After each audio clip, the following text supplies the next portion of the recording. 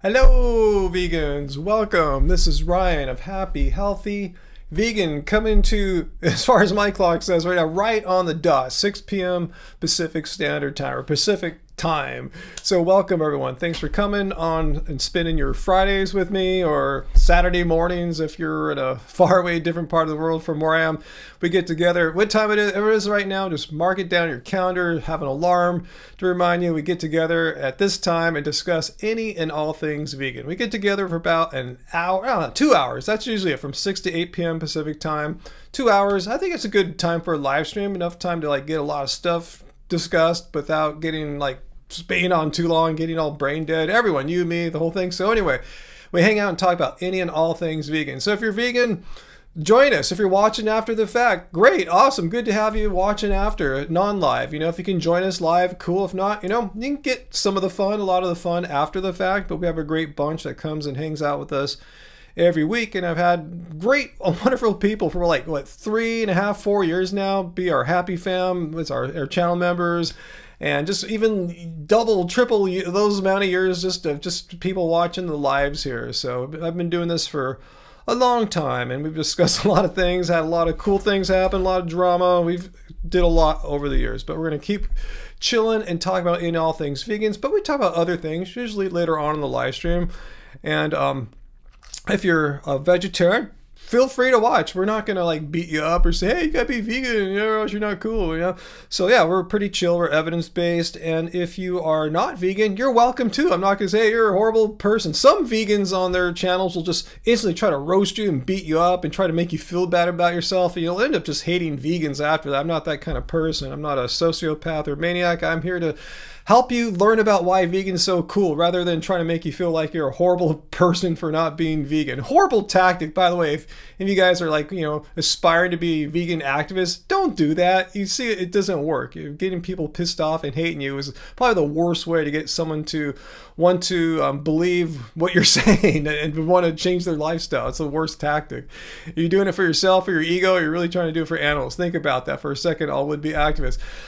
If you are not vegan, hang out with us. You'll learn. If you ask good questions, we'll help you out. If you're here not to learn as a non-vegan and you just want to be a jerk because you think vegans are horrible people, well, you might have some basis in reality of that, because I said a lot of vegans do reflect poorly on the rest of us who are not like that. But give me your best argument or evidence, and we will talk about it. All I ask is that you be a decent, civil person. For some of you out there, especially anti-vegans, I know that's a huge ask, but just try your best. Pretend you're at work or school and you don't want to get fired or expelled. Just try your best to be a semi-decent, okay human being. That's all I'm asking. You don't even have to be awesome, just a semi-decent, okay human. If you cannot abide by my basic, simple rules, I have a really low bar set being a simple, basic, decent, basic human. If you can't do that, I have two awesome moderators, Peter and Uncle, who will just boot your ass right out of here if you cannot abide, okay? But I'm just saying that as not a threat, just a reality. We don't tolerate just bigots and a-holes and that kind of thing. If that's your thing, go somewhere else, but this ain't your place. For the rest of us, welcome everyone. Hi, I see late model talking about the crazy heat wave you're having. Wheat have. Yeah, we're having a wheat have here too. High of 60. That's crazy for being at your latitude in Oregon in the wintertime. Yeah, today, brace yourselves, guys. And first of all, don't be jealous, okay? I'm not trying to say this to make you happy. It was too hot today. It was a high of 87 degrees, and it was hotter in other parts of Southern California, but we were 87. I think a lot of parts were in the 90s. Right now, it's 79 outside at 6 p.m. It was a hot day, and tomorrow's going to be warm. Not quite as bad, but it was crazy. Fortunately, Angie and I got out on a little walk this morning, so I went to our favorite vegan coffee place in Long Beach, and I had a decaf or half calf marzipan latte. It was really tasty. But yeah, I didn't go to the gym today. I had a lot of business to take care of this afternoon, but oh well, that's how it goes sometimes in the life of Ryan. But yeah, it's been quite warm. Anyone on the West Coast right now should be experiencing it. You too, Uncle, right?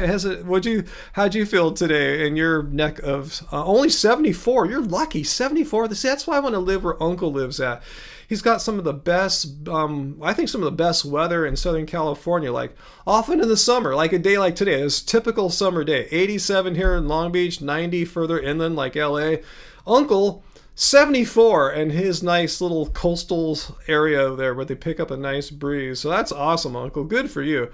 At 87 was quite miserable. I tell you, it's still 79 here, hotter than it ever got for you at midday. Anyway, let's see, my voice jumped to 5th. I do that. I have a very expressive, articulate voice. It's funny how, not you, Luciano, but it's funny how a lot of haters say, oh, you have a really high voice like a woman or something. Like, no, I don't have, I have a lower than average voice. I know this because I'm a music producer, but I'm able to, I have range. I can go up high. I can go down. I just don't talk all monotone. How would you guys like it if I talked all monotone and low like that? That'd be really weird, right?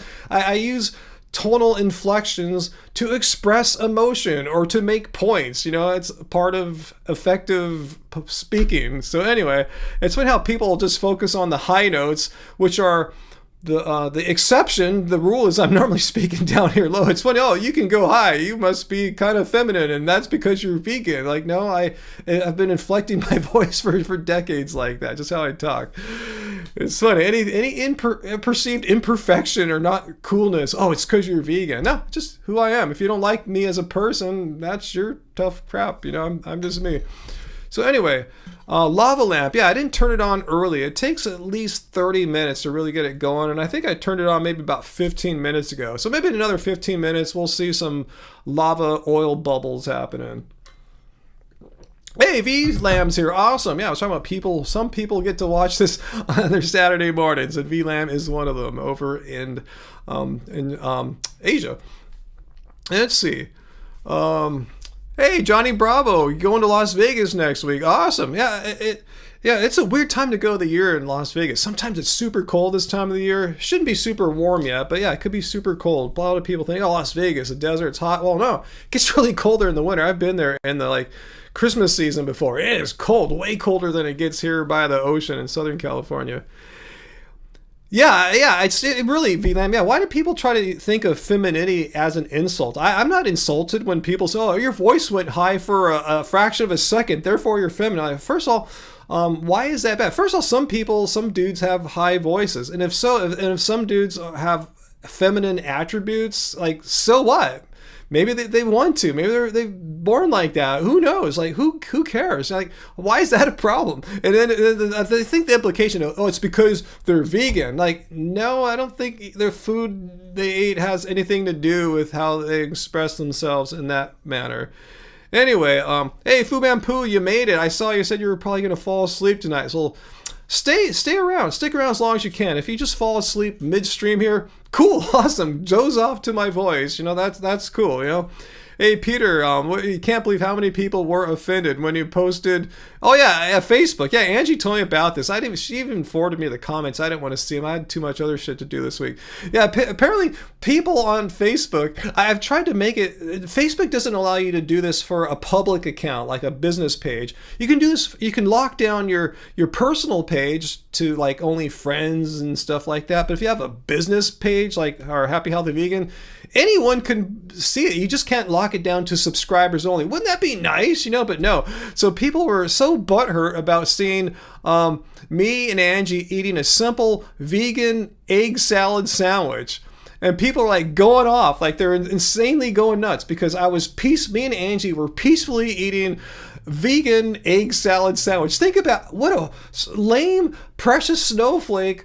What a horrible life you must live if you get offended by someone seeing someone peacefully eating. I didn't have a message go vegan or anything like that. Not even or nothing. Just Angie showed me eating her and I eating a vegan egg salad sandwich, and people are such precious snowflakes they lose their shit over that. Wow, I wish I knew what it was like to be such a such a Karen about things. I have no idea how someone could be so easily offended. If they're such, I feel sorry for them, because if they're so easily offended by that, imagine how many other things they're easily offended by. And that's the problem with Facebook. Facebook is a magnet for people who are easily offended, and that's why I spend very little time on Facebook. So.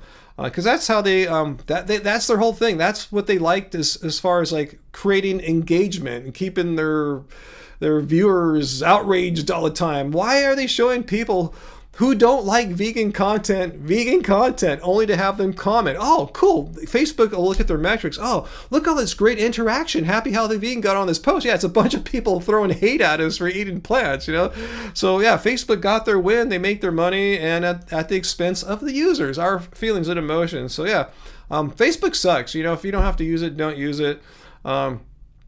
This is kind of the year we're kind of like really cutting back on Facebook. I think one reason why the content is up on Facebook is it automatically cross posts from the Happy Healthy Vegan Instagram to Facebook. But yeah, I don't think we ever, let's go make a Facebook post today. I don't think we do that.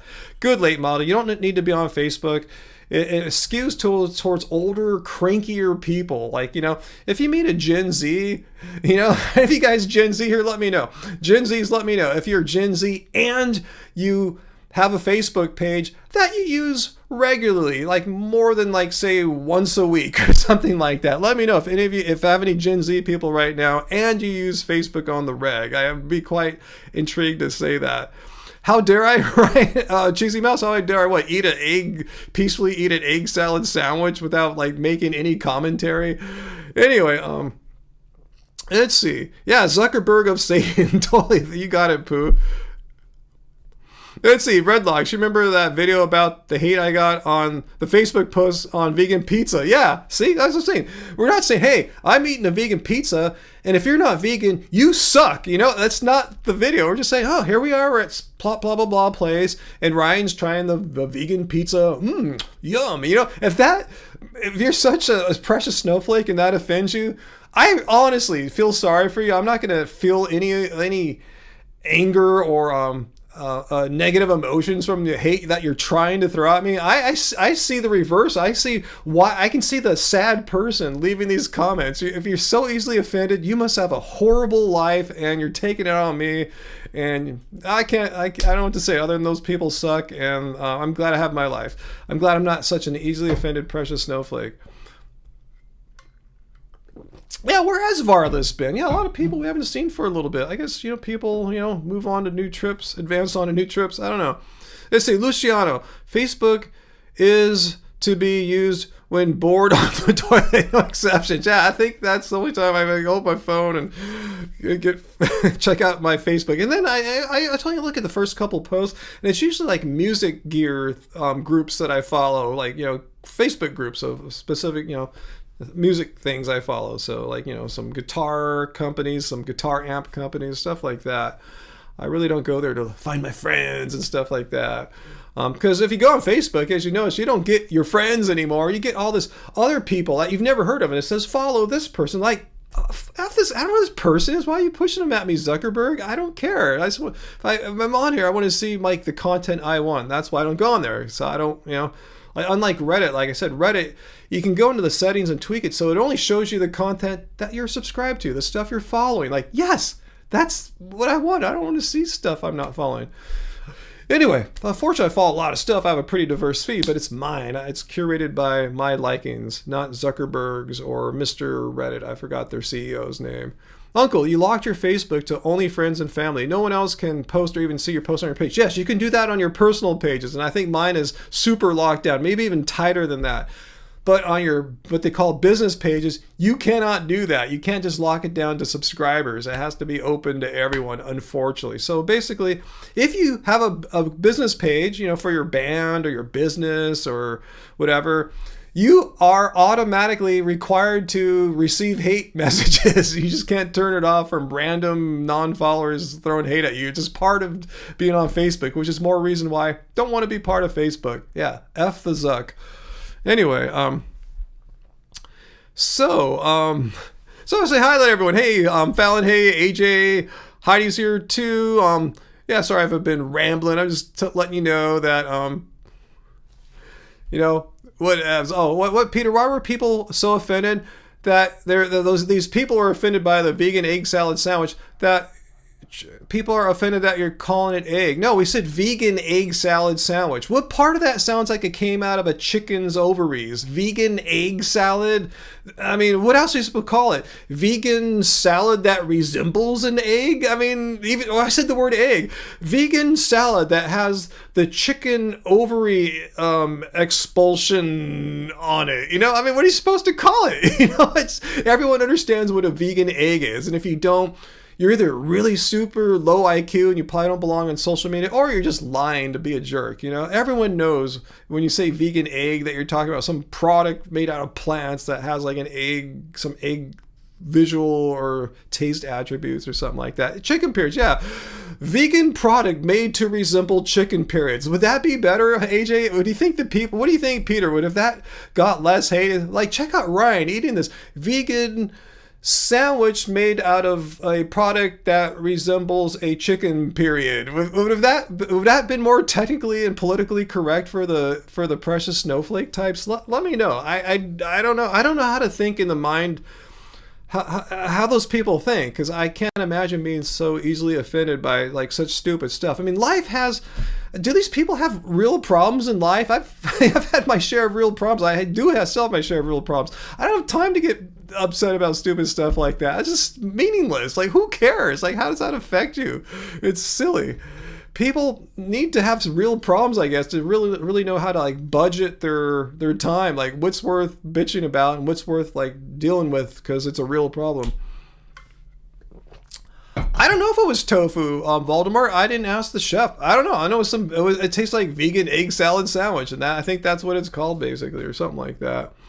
So anyway, chickpeas, chickpea salad sandwich is great too, but that wasn't a chickpea salad sandwich. I know what those are because Angie has it in the Happy Healthy Vegan Cookbook. We have that. We used to have it on the reg. Haven't had it as much lately. But anyway, what's that, Peter? In the UK, they made an actual ruling that oat milk cannot use. They call it like oat beverage or something like that. But yeah, this is like a small independent vegan bakery in Long Beach. This is cool. Like, it's a Filipino-based vegan bakery. They have all these like delicious Filipino pastries and goods. A lot of Filipino people in the area go to this place, and they're not even vegan. They just want to eat these great pastries, and a lot of vegans go there too. It's really cool. It's been there for a while now. We just have started recently going there. Just, you know, it's kind of off in a different direction. It's walking distance. Fortunately, we live in a really cool area. We can walk to so many cool places. So yeah, it's walking distance. We can go there, and we're lucky. You know, we can walk to a vegan Italian restaurant in the morning and get coffee and a little pastry, or we can go in the evening and have a great dinner paired with like great vegan wine, or we could walk to a vegan Filipino bakery pastry place. There's so many cool things around here. It doesn't suck being vegan. Hey, VLAM, yeah, tofutti cream cheese. I haven't had that in a long time, and I actually like that I could taste the tofu in it. I think I may gag if it tastes too much like cow cheese. Yeah, I'm with you on that.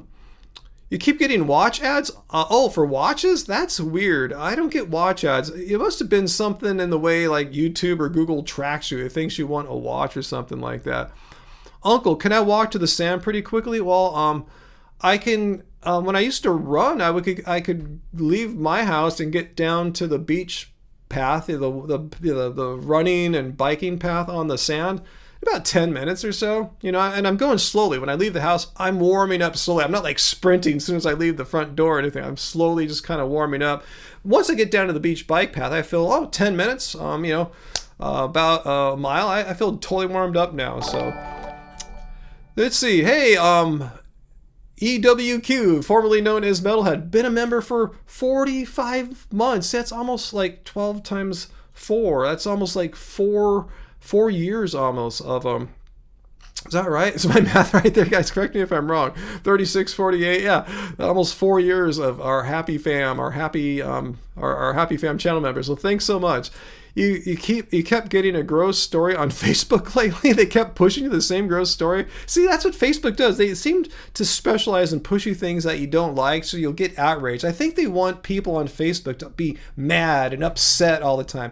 Do any of you guys get that vibe too? Or if not, think about it. Just ponder what I said here and just kind of reflect on your experiences on Facebook and think, yeah, I think they do try to intentionally show me content that'll make me enraged and upset, and that seems to be their business model.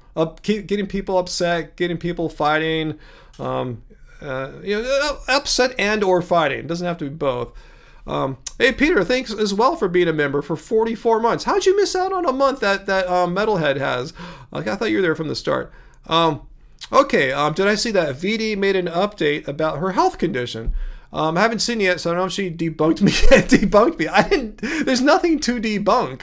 I just said, okay, if I were laying in the hospital, supposedly on death's door, I would be thinking about how the carnivores are talking about me in my imagination of that. And there's nothing to debunk. She just said a bunch of stuff about vegans that's just totally wrong. So if she wants to try to respond to that'd be amusing. She's not that good when it comes to facts and science and stuff like that. Her wheelhouse is just taking a picture of someone, freezing it. Look, he looks like that because he's vegan. He's deficient in some vitamin or something like that. So that's her wheelhouse. I'm glad she lost channel monetization because her channel focus is just wrong.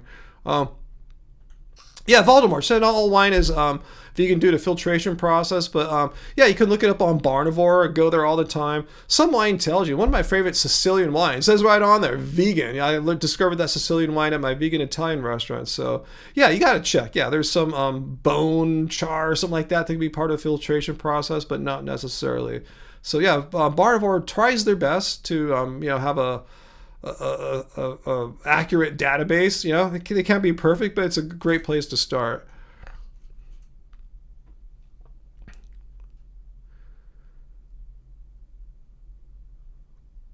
Oh, sometimes use egg white or gelatin to clarify. Some of my favorite wines don't even use clarification. As far as I understand how wine is made, you can see all the sediment in the bottom. I go, that's cool, that's real. They just kept it real there. They didn't have to do the clarification part. At least not so the part where there's zero sediment.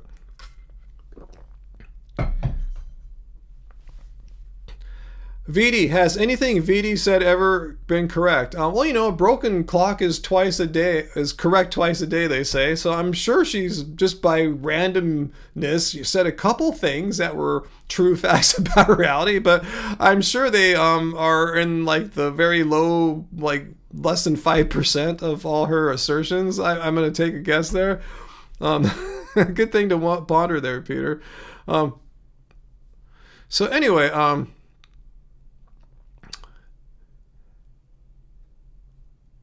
let's see if I missed some of your guys' comments there. Sorry if I was just going off there. I just sometimes feel quite opinionated. My favorite grape? I don't know. I mean, the wine grapes that I assume you're talking about, like the varietals that most people are familiar with here in the United States are just a few that usually like French origin, like Pinot Noir, Cabernet Sauvignon, or something like that, Grenache, and stuff like that. I don't know. I don't have I don't. It's not like. And the thing the more I've been learning about wine, the wine grape is just one part of the equation. How was it grown? Was it grown like in a really warm inland area? It tends to produce a more bold, very sweet, fruit-forward wine. Was it grown on a more like cool, coastal, foggy area? The same grape can have a whole different taste. It could be like more highly acidic rather than all super strong and fruity. You have more minerality depending on the soil and stuff like that. So I don't know. It's hard to say. Like say Pinot Grigio or Pinot Gris, grown inland, it's just kind of all right. Grown in a cooler climate, it's pretty tasty. It all depends. So yeah.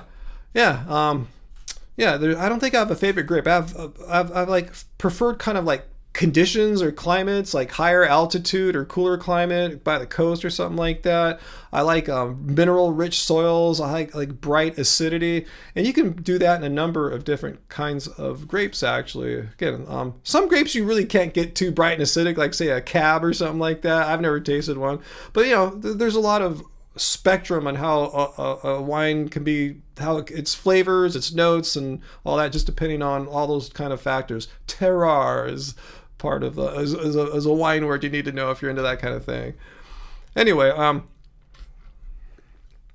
but yeah, coast, please. Yeah, Sonoma Coast, Petaluma Gap, great wine growing region there. Late model. Yeah, I want to explore some of the wines from those microclimates there. I don't think I've had any yet. But yeah, Sonoma Coast, Petaluma Gap. The cool air comes in there and yeah, creates some good conditions for wines that they're tempered by cooler weather. Those are usually the more delicious ones.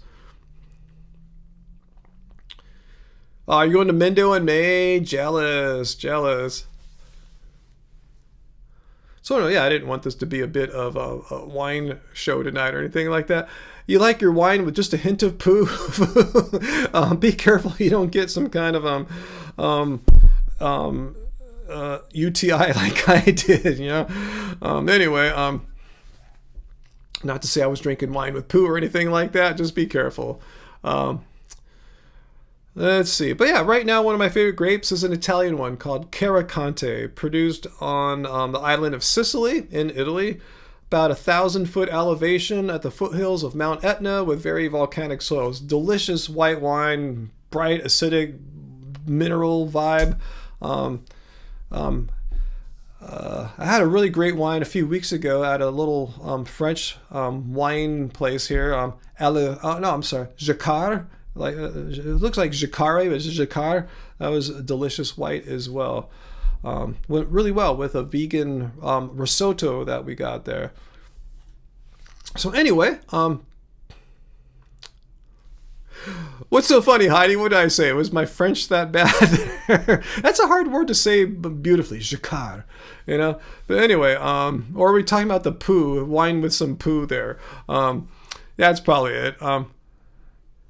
Frey Vineyards make some exclusively white wine. Cool, I never heard of them. Check them out. It's really easy to make a vegan wine. You don't have to clarify it with an animal product. In fact, many winemakers are moving away from that. The poo wine. Okay, yeah. Highly recommend. Don't mix poo and wine together, or poo and anything if you can help it.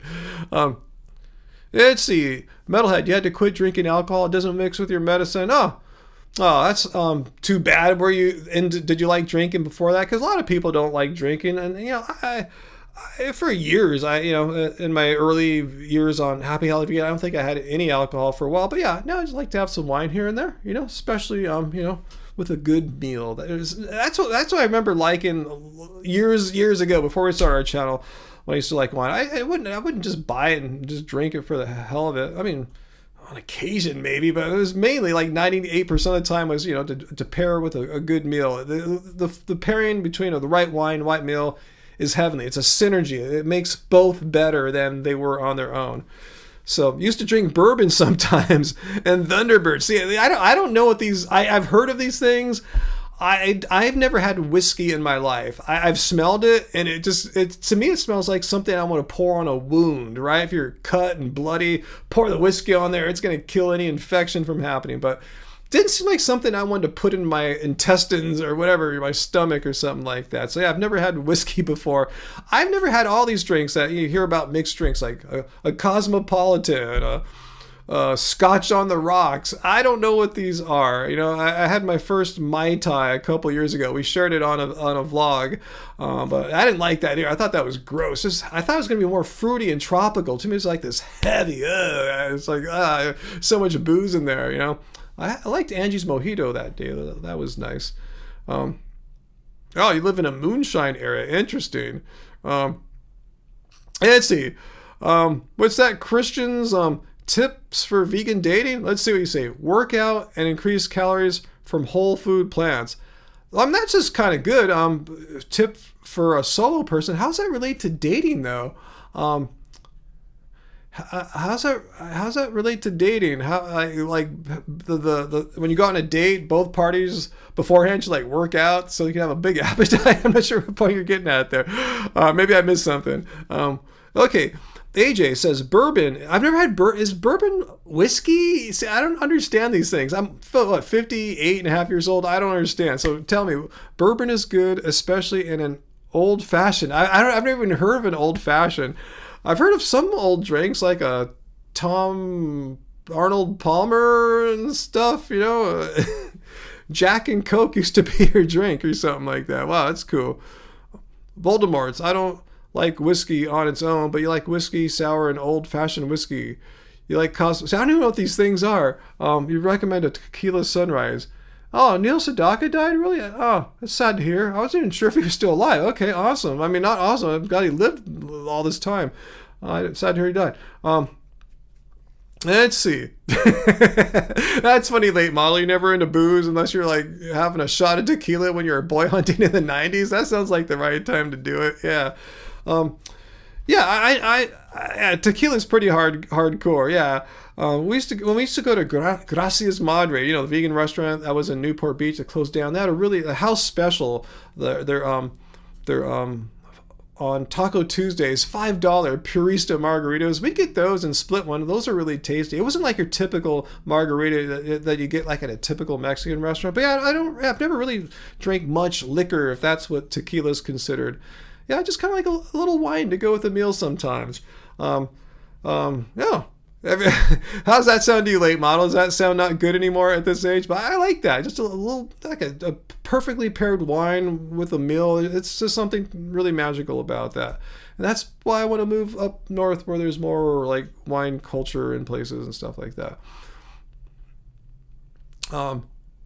Let's see. Metalhead thinks your mom thinks soju, which is a Korean liquor. I think I tried it once a few years ago when we were getting into Korean stuff. Yeah, not my thing. You think your mom thinks soju tastes like countertop cleaner? I wouldn't know because I've never had countertop cleaner before. I barely had soju.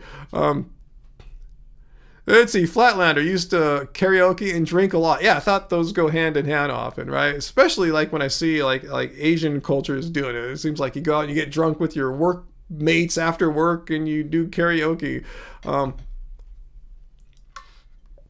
Oh, Cheesy the Mouse. I wish I could give you some vegan restaurant tips for Las Vegas.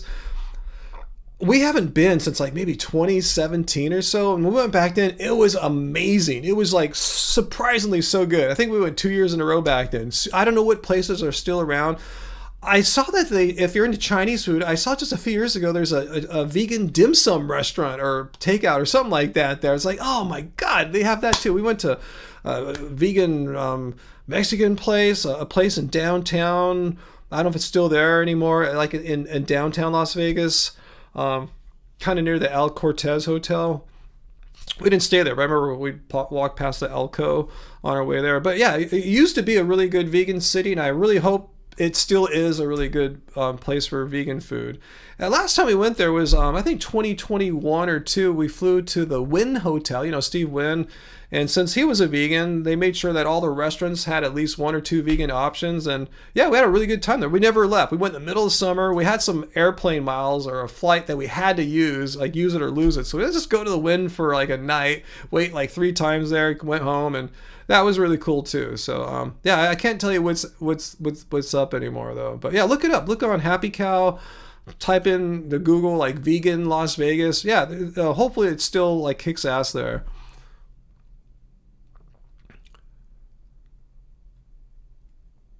Let's see. So what else we guys talk about?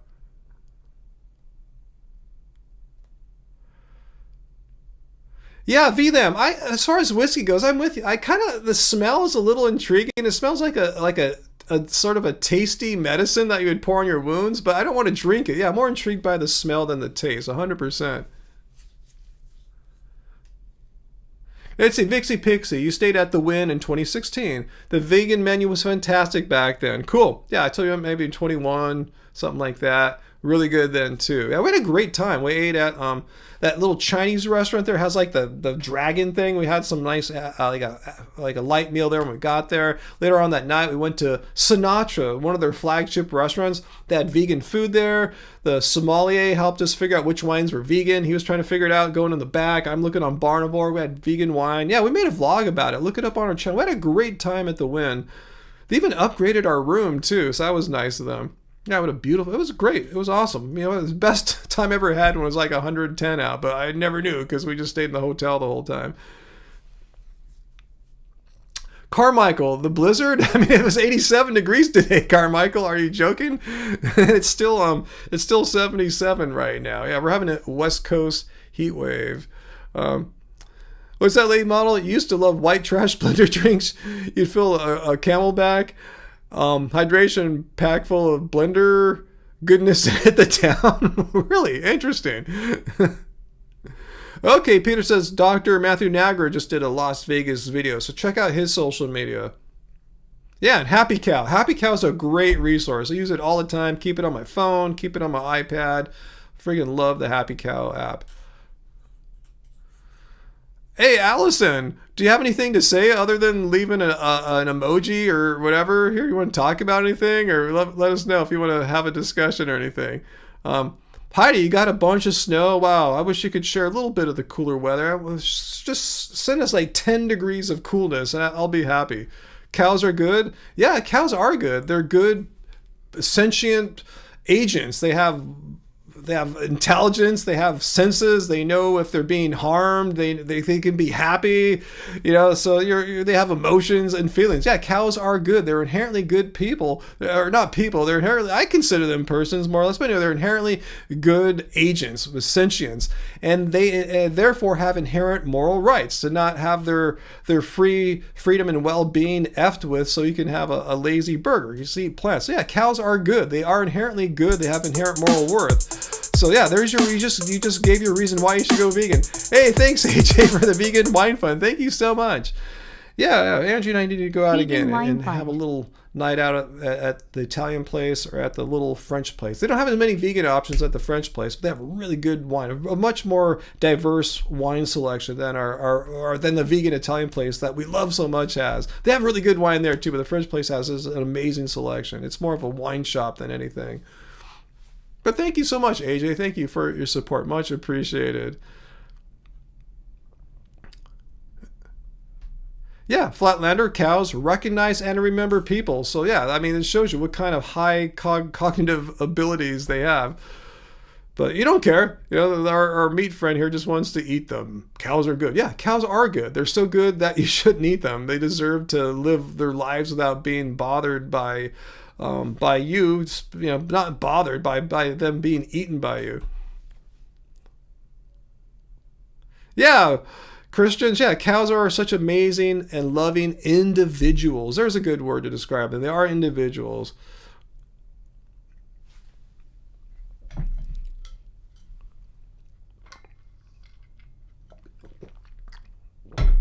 Oops.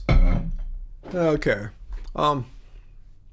I know, late model. I know we haven't seen Bill in a while, and he told us, I think the last time he came on here, he told us his cancer was in remission, and he was not interested in going, fighting it again. So, yeah, I don't know what's happening with Bill, but I have anxiety that, he might not be with us anymore. Sad to say,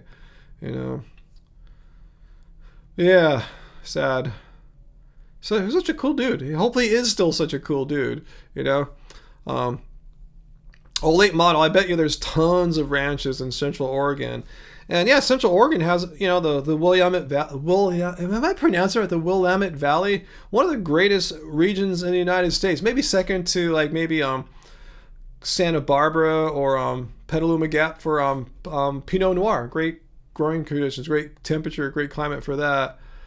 Yeah, Bill said last time he was on hospice. Yeah, so I hope Bill's still with us. Yeah, I'm with you, Heidi. Yeah, he was on hospice. He may have passed. God rest his soul. Yeah, and if you're watching somehow, Bill, either here on this plane or another, AJ says, yeah, we miss and we love you, Bill. Yeah, and I've been thinking about him. I just should have said something. But I'm glad you guys mentioned it. Was it late model? But yeah, Bill. Take a little toast to Bill here.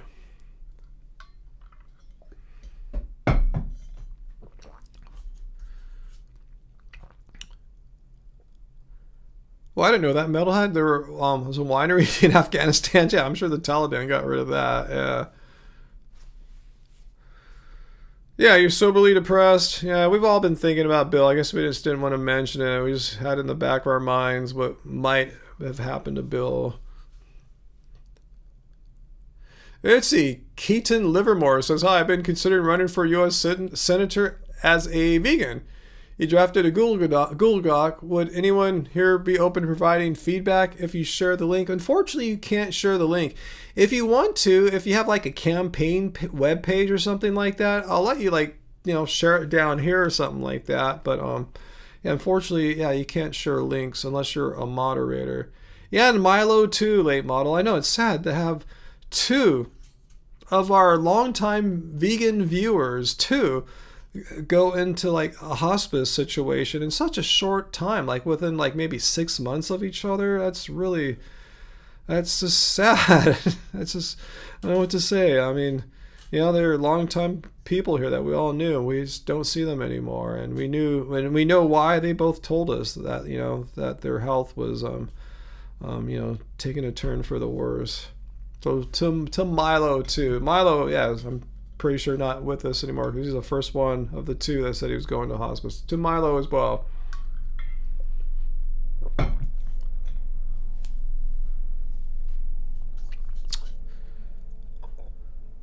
So,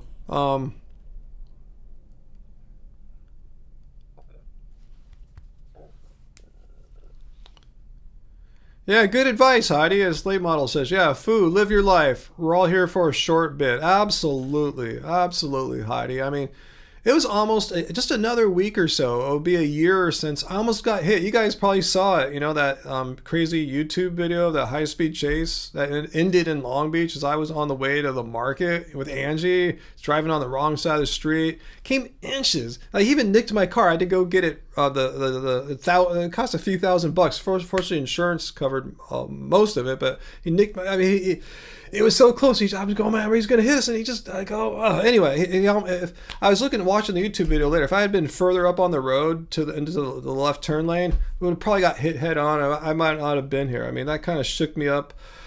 Like, wow, I just dodged death by a couple inches. I mean, the chase ended like 2 blocks after I got nicked. He nailed someone in an intersection. That person had to get taken to a hospital. I don't think it was life-threatening injuries, but they had to go to a hospital. It shows you, could have been a serious injury. But anyway, yeah, I've had that brush almost, recent brush there has kind of changed my perspective on things. Yeah, it feels like a few months, but it was in, I believe, March of last year when that happened. So we're just hitting a few weeks from that. Yeah. Yeah, I don't even watch the YouTube video of that. It just haunts me. I just see how, if I had been in the left turn lane, I think I saw something was happening. I was like halfway, I was in the left turn lane, but I was the only one in it too, which is weird at rush hour. There's no one in it, but I was inching my way to the front of the left turn lane, but somehow I stopped. Maybe I saw some crap coming. I'm glad I didn't go any further forward because it would have been bad. He was driving on the wrong side of the road, so couldn't even see him. I just saw a really low helicopter that's normally not there, not even moving, just going really, really, really slowly. We're going, this is weird. This is so weird. Something's not right. And all of a sudden, this crazy white work truck just comes out of nowhere because it was driving on the wrong side of the street. All of a sudden, it got on the correct side of the street, and that's where I would have been, and that's where I was. So that was, yeah, it's a lot of trauma with that. Let's see. Oh wow, Metalhead, you almost died in high school in a car crash and your mom blacked out. Oh my goodness, that sounds scary. And late model, you spending time with your father who has 0 short-term memory left now. Wow, so sorry to hear that, late model. It's a trip to witness. We just drive around, get coffee, and watch the birds, huh? If he's in a pleasant mood, that sounds chill, huh? But that's sad to see. Yeah, the short-term memory is gone. And that's cool. You got him a personal trainer. You take him and watch. He's still hilarious. Just no memory. Oh, that's good. If he's still a funny, good person. Because I know when some people get dementia, their personalities can change. They become more, I don't know, mean or cantankerous or something like that. So I'm glad your dad's still fun and funny. I guess that's a blessing, as far as dementia goes, which is not a blessing. Sorry to hear that. Yeah, it's kind of happening with my mom's husband. I guess we would be taking my stepdad. His mind is slowly getting a little less sharp like that. There's already discussion like how much longer will we all allow him to drive. Those conversations are happening. Anyway, I don't want to get too personal here right now. I'm sorry, Metalhead. Your dad has dementia and it scares you. Oh man, yeah, it's scary. Yeah, I mean we've seen the data. Like, being vegan it doesn't make you impervious to all disease and sickness. I'm not that nut that says, hey, vegan diet or raw vegan diet cures every disease known to man. That's just hogwash. But there is data showing that those who eat less meat, particularly like vegans, have a decreased chance of that. So take some positivity in that. Hopefully won't happen to you, meaning you're decreasing your odds of that happening to you by following a plant-based diet. So there's some personal benefits we can get by having compassion for animals. There are some benefits for us too. Anyway, it's not getting too dark, huh? And that's why you moved to Oregon now or never. That's good for you, late model. You're a good daughter, good child there. And Keaton, your Senate seat is for Oregon. Awesome. Let me tell you this, Keaton, because I ran for city council here in Long Beach in 2020, and I think there were seven of us running for my district, and I got I think fourth or fifth out of the seven, something like that. It's right in the middle of the pack there, and you could pretty much rank our how high we got, first through seventh place, by how much money we had in our campaign. So that is the biggest thing about a campaign, is being able to have the ability, either a social network, connections, being a business leader in your community or whatever, be able to raise money or being aligned with a political party that's going to give you money for your campaign. That's the biggest tip I can give to you. If you really don't see a way to generate, say, for city council, I'm not even talking about United States Senate or state Senate, city council. I met with some political advisors for free. I don't know why I got that bro deal, but they said, yeah, you really should get $100,000, to have a strong fighting chance for a city council race. Let me emphasize, $100,000, and there were people had a couple $100,000, maybe not in my race, but in other districts. But I'm just telling you, you need money. I'm sure for a Senate race, you need millions of dollars. You don't have to have that right off on day one, but know that you have the ability to tap into some serious money like that. So in case unless you're running just for as a personal experience, an education into politics, that's cool and that's priceless and that's awesome. But if you really want to have a chance of winning, let me just tell you from my experience, make sure that you have some ways to tap into some serious money, because if you don't, you're not going to win. Allison, do you have anything worthwhile to contribute? If you want to tell us why we should eat meat and why it's immoral for me to just eat plants, I'll listen to you. But if you're going to say, go eat meat, we're going to time you out again. I think that's what our moderators did before. So I'm going to give you one last chance to actually engage in our live stream rather than troll, because you're violating our rules right now. Take a look right here. Rule number 2, no spamming or trolling. Just say, go eat meat. You're just spamming or trolling. So if you're going to try to debunk veganism, give me your best argument. That's what rule number 3 says here. Just don't throw a bunch of poop on the wall and see what sticks. Give me your best argument or evidence why I should not be vegan. If you don't want to engage, fine. You can just listen. You can just comment like a normal person here. But if you're just going to troll, we don't tolerate that. It's against the rules, and my moderators will kick your ass out of here if you don't comply. So let's start off on a better, just a better conversation here, Allison. Do you have anything you want to say? Uncle, yeah, Suja. She was the city council here in my city. Yeah, she went to your city. She left Hermosa. I don't know what Suja's doing anymore. Yeah, Suja Lowenthal. Let's see. Pineapple kombucha. That sounds nice right now, AJ, especially for all us people who are like super hot on the West Coast. It's hot. I have the air conditioner on in this room. Imagine that, guys, in February. Most of you guys are probably freezing. What's that, Luciano? Your dad just said the other day, what do you say? Then you proceeded to make a soup with 55 grams of protein. Did he make some kind of comment that you don't get enough protein in your food? Worm here. Allison is so edgy. Yeah, I'm waiting for Allison to actually engage. Let's see if Allison is capable of engaging in a conversation. If not, we'll move on. You know, it's all good. I don't care if Allison doesn't want to engage. It doesn't affect me. I got other stuff to do. I have plenty of you guys to chat with, you know. So anyway, you going, Fu Man Poo? All right, well, thanks for staying with us. I thought you said you've been up since 4:30. You're super tired. You had to go to sleep. So I'm glad you're able to hang out with us for almost an hour. So that's a huge win there, Fu. So thank you.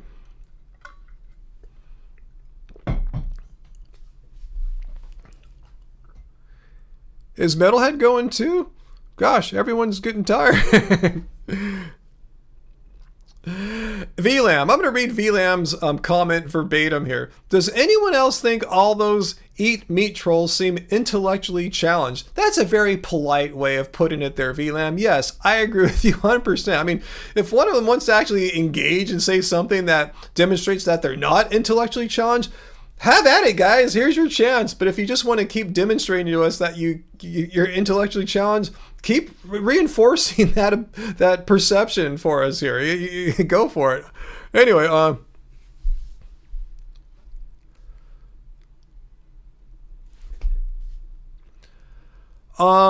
Tyler, I don't know why we're talking about bivalves, but let's go to Google, because I think you're factually wrong there that bivalves are lacking central nervous systems. Yeah, I'll agree with that, but they do have a nervous system, I believe. So let's go check it out really quickly here. Let's see. Do bivalves, no, it's not spelled valve, bivalves, shit, I don't know, have nervous systems. Let's see. Yes, we see here. Yes, bivalves, clams, oysters, mussels, scallops have a nervous system. Although it's simple, and it's not a central nervous system like what we have, but they do have a nervous system. So here's my whole thing. I'm not a biologist, and I bet you're not too. I bet you don't have like a PhD in animal zoology, biology, or something like that, animal sciences, neurosciences. So let's talk about like sentience or agency. I don't know. That's the thing. We do know, like say kelp has no nervous system. Seaweed has no nervous system. That's why I eat those. I'm cool with that. They don't have the things that resemble brain stuff, that it has a nervous system, but not a central nervous system. Plants don't have any of that. So when in doubt, do without. And the thing is, why do people like to come here and talk about bivalves for? It's such an edge case situation. It's not like bivalves have some essential nutrient without which in your diet you will become deficient and get sick or die. Furthermore, bivalves are known to be the pollution suckers of the ocean. They absorb the toxins from our ocean, and there's plenty of toxins in there. They need to be in the ocean cleaning them. So first of all, they serve a super important function in the ocean ecosystem, the health of the ocean. Secondly, those toxins get focused and concentrated into the bivalves because that's what they do. That's why nature developed them. That's how they evolved. They absorb the nutrients, so they're focused in them. So why in the hell would you want to eat something that is full of ocean toxins and is cleaning the ocean out? And furthermore, like I said, you don't need to eat them. And fourthly, they might have some type of sentience because they have a nervous system.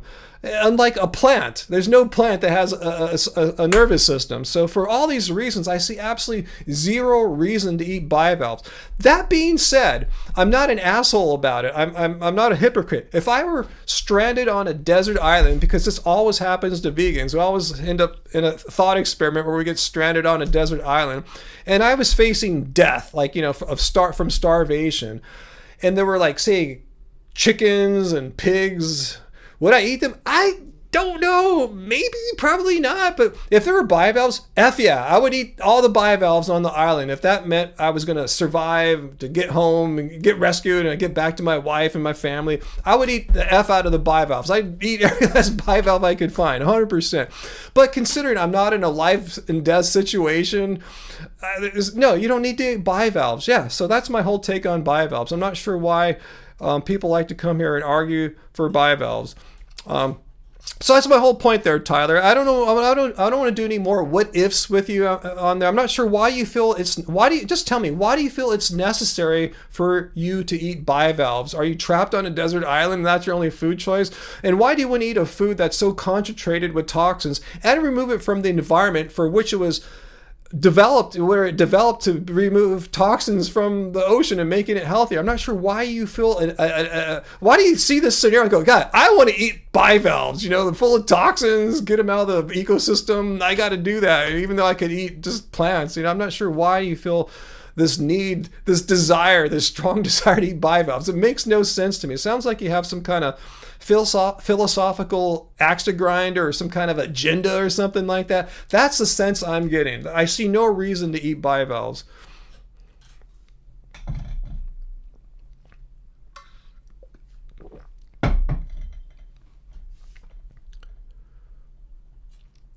Let's see, lots of plants are full of toxins sucked up from the soil, etc. Okay, sure. All right, maybe, like, which ones? Do you know which ones specifically are full of toxins? Maybe I'll try to avoid those if I have an option. But I'm going bivalves, that's what they do. That's their job. All bivalves share this in common. Plus, they have a nervous system, which no plant that you can mention will have that attribute. And that's the first and foremost reason why I'm vegan, not to avoid toxins. Let's look at the definition of veganism, guys. It's not a diet that seeks to minimize toxins or anything like that. Ooh, my window's too big. 1 second here, guys.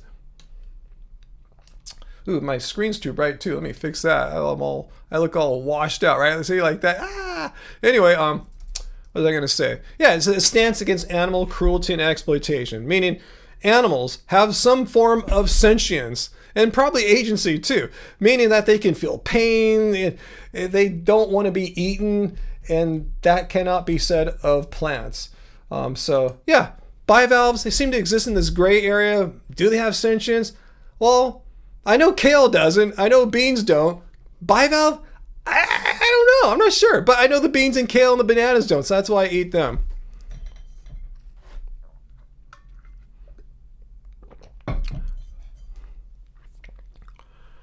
I'm not a biologist, Tyler. I don't think neither are you. Mycelium networks are similar to nervous systems. I don't know. Let me ask if that's true. Let me see what Google says about that. Let's see. Browse web. Let me see. Just copy your. I'm just gonna copy your text here. I can't. Crap. 1 second. Because I don't want to type it. That would take all day. Okay. All right, let's see what Google says about this.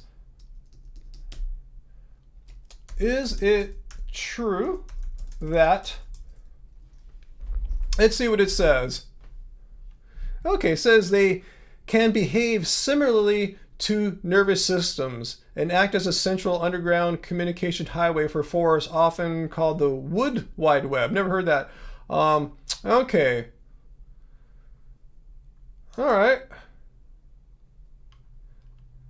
cool. Well, let me ask you this. If you really feel, as a vegan, that if you don't feel comfortable eating fungus and mycelium, don't, just eat plants then. Because, yeah, fungi are a whole different kingdom than plants and animals. So, yeah, I say vegans, yeah, you can eat plants or fungi, but if you have some kind of moral issue on maybe you are effing with something that has some form of sentience, then just don't eat it. Just simply don't eat it. Just like I don't eat bivalves because not so sure. Fungi, I'm a little even more dubious if they have that. Seems closer to plants than animals. But yeah, if you're not sure, go without. These are edge cases. I'm not here to make veganism all black and white. Binary, yes or no, 100%. Not that sort of. I'm not trying to be that sort of definition 100% based vegan. Let's see. And late model says, yeah, similar doesn't mean same. Meaning it has similar properties or attributes. Doesn't mean experientially, phenomenologically, sensory, same. Just similar concept. So similar doesn't mean same in every way. It just means same in maybe at least a conceptual way, but not an experiential or sensory way. But again, if you're not sure on these edge cases, don't do them. No bigs. You can totally be a vegan and not eat mushrooms. Some people have mushroom allergies. Totally easy.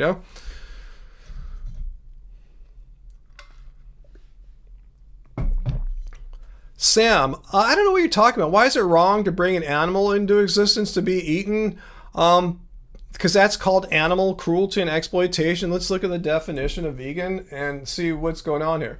It's animal cruelty and exploitation. You're raising an animal, you're bringing it into existence explicitly as property. Its whole life, it will be owned by someone, it'll be managed by someone, only for one specific goal: to get it to a certain size and weight, to have it killed, cut into meat and sold for money. It's just a product. Its whole life. That's unethical. It's a sentient being. It has agency. Sentient beings with agency have inherent moral rights, and the basic right to have freedom and well-being follows from that through deontological ethics. Too much to get into at this particular moment.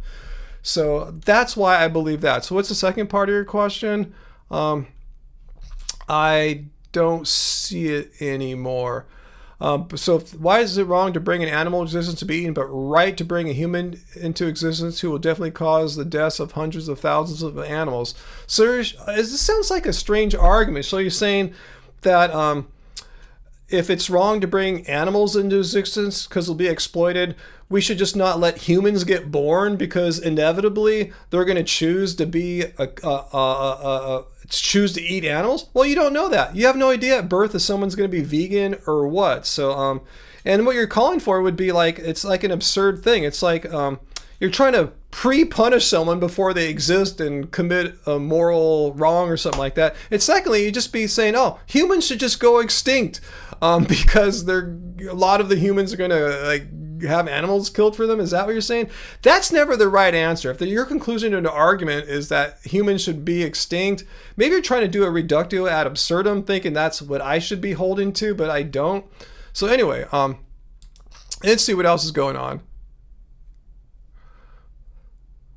Let's see, hey, Graven babies, you like mushrooms, battered and deep fried. That does sound good. Let's see.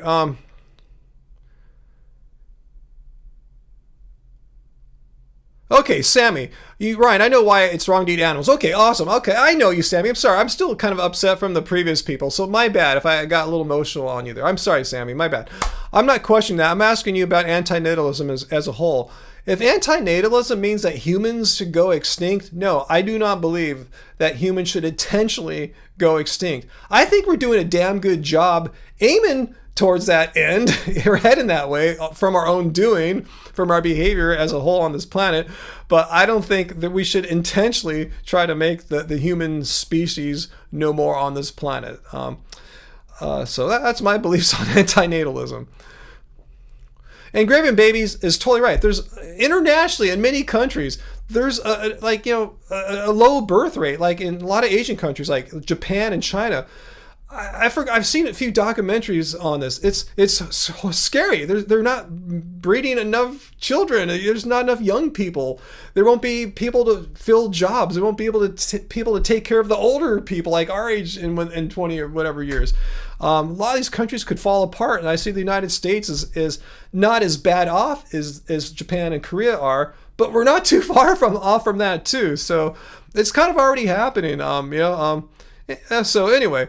And as late model points, I agree. The Earth will be fine. The Earth will stay here. The globe of the Earth, and there'll still be forests and water and ocean stuff like that. Probably be some animals too. Hopefully, it won't kill every last bit life form. And if so, there's already life here. It'll do its thing and mutate, evolve. There'll be new species at some point, just like after the dinosaurs got blown away or went extinct from, like, say, the comet impact, which created a nuclear winter type effect where the plants didn't grow and they died from starvation. After a planet goes through something like that, some like cockroaches or little mice will evolve and take over or something like that. So they already kind of do rule the planet from what I understand, insects and stuff. But anyway,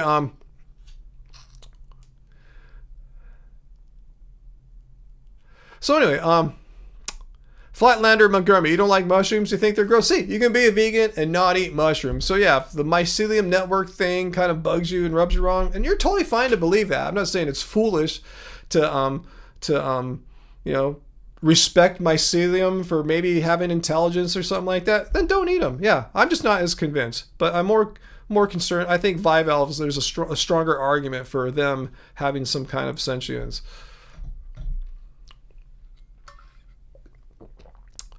VLAM, no, I've never read any like serious writings about anti-natalism.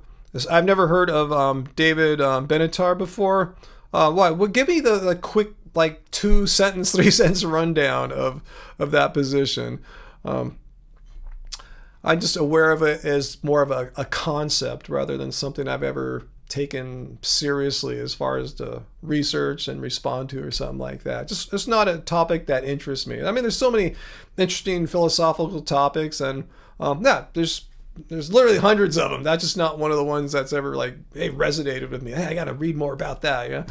But yeah, nothing wrong with it. That's why there's all these different interests in the world and in philosophy. There's people out there who get pulled to them and study them. Speaking of, like, Tyler says, I'm personally anti-natalist because I know it'd be a terrible father. Well, I didn't want to have kids, not because I'm anti-natalist. I just didn't want to, like, have to radically change my lifestyle. As being an artist. I mean, artists do have kids. Don't get me wrong. I'm saying it's impossible, but it's more difficult. I'm sure any artist as a kid would admit, yeah, I was able to do it, but it's more difficult. I didn't even want that more difficult because I already find it difficult enough. I didn't want to add any more difficulty to it. I didn't want any more pressure to not be an artist and go out and instead get a real job to support the family. So it's for me a decision. Like, what mattered more to me personally? What do I value more? Be able to do what I really love doing, being a creative person and doing that professionally, or starting a family with kids and stuff like that. I go, I'd really do the former. I've always wanted to be an artist. I was never young and said, what I really want to do is grow up and have kids. And if that's your thing, totally cool. I mean, I respect that, that's difficult. It's hard. And I tip my backwards hat to you, And it's not like I'm against kids. I love my nieces and nephews. They're awesome. They're totally cool little people. I just never had the desire personally that I want to start that kind of thing, but that's awesome. If that's your thing, yeah, most people don't want to be an artist, and that's cool too. That's what life's about. You choose your own purpose. You figure out what you like, what you value, and if you can, pursue that shit. TKP, late model. I blew this week too on that, so I promise I will help you. You will have some treats coming, some TKP treat. VLAM, you sincerely think everyone should withhold judgment before looking at something? I agree with that. That's why I don't have like deep reasons, opinions about things I'm not deeply acquainted with, like anti-natalism. Just on the surface of it, like prima facie, I just don't resonate with it.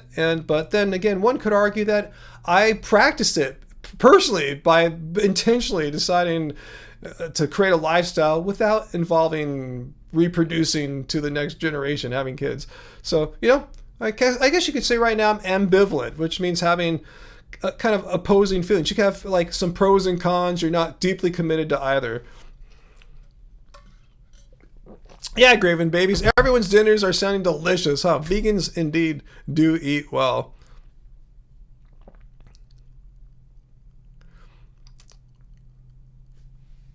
Tyler, what's with all your odd questions? Would I support insect farming? No! Like, you don't need to eat insects. Or using cell lines from animals to grow lab meat. Well, I've talked about lab grown meat. If there's a way to take animal serum in a way that doesn't harm the animal, or at least if they just do it one time maybe and just get the culture from one time and not have to repeatedly keep going back or something like that, I'd be for it. And it wouldn't be for vegans, it'd be for non-vegans, because vegans don't need meat. We're doing fine without meat, but I think your average person thinks they need to have their meat and their protein. So for them, awesome, cool. If they can eat their meat in a way where animals, like billions of animals, aren't being bred into existence, exploited their entire lives and slaughtered, I'd be down for that, to totally decrease the amount of animals killed, animals suffering. But it's not something that is, for vegans. Meat is gross. Most of us find meat disgusting. It's gross. When I see meat, I don't sit there and go, man, I can't wait for lab-grown meat so I can cut me off a slice of that. No, I won't vomit when I see meat. So why would I want to eat something that makes me want to vomit? I've always said, when I see poo on the ground, if I'm walking, it's gross. I don't think, I'd like to have a bite of that. Same thing. If I see someone eating meat, it's like poo, gross. I don't consider it something. I never say, what would it be like to eat that? No. Anyway, so yeah, but insects though, yeah, why would we need to eat insects? We're already doing fine without insects. Where does it say vegans without eating insects are going to become nutritionally deficient or something like that? I'm not sure why we need to have insects in our diets for. I've done fine. I've been alive 58 and a half years, and I haven't eaten insects other than maybe one or two times I accidentally ingested one while riding a bike or running.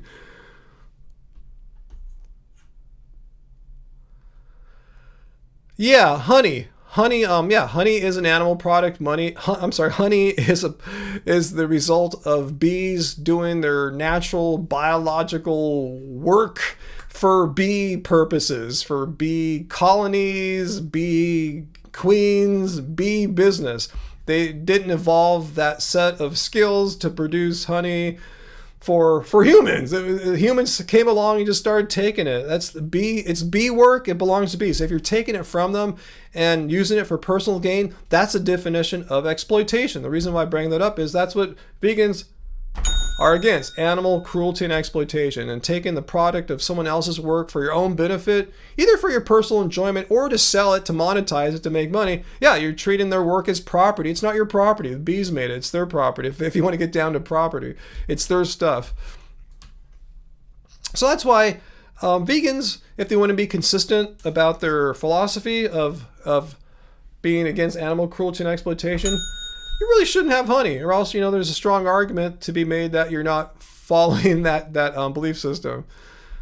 But again, I'm not the kind of person trying to make these hard and fast rules, meaning if I find out, say, some vegan eats honey, I'm not going to give a shit. I'm not going to make a video calling them out, hey, that person's not a real vegan, beat my chest, I'm a jerk, he's an asshole. I'm not going to do that.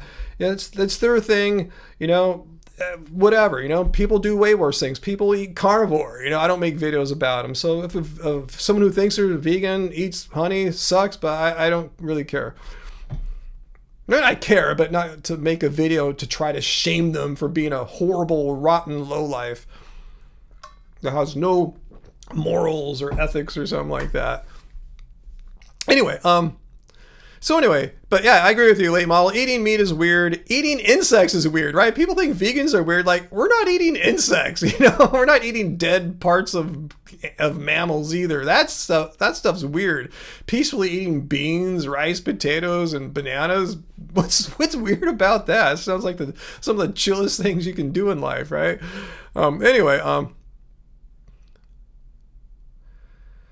Yeah, but you guys have good questions tonight. So yeah, I'm not, if I seem like emotional, I'm not mad at Sammy or Tyler or anything like that. So I want to make that absolutely clear. I just have passions. That's why I do this. I don't have to be a vegan activist. You know, I could just spend all my time doing my other more creative things, my fine art, my music production. But I'm passionate about veganism. That's why I've been doing this since 2010. That's why I've been doing these live streams for, I don't even know how long now. I can't even count how many years now.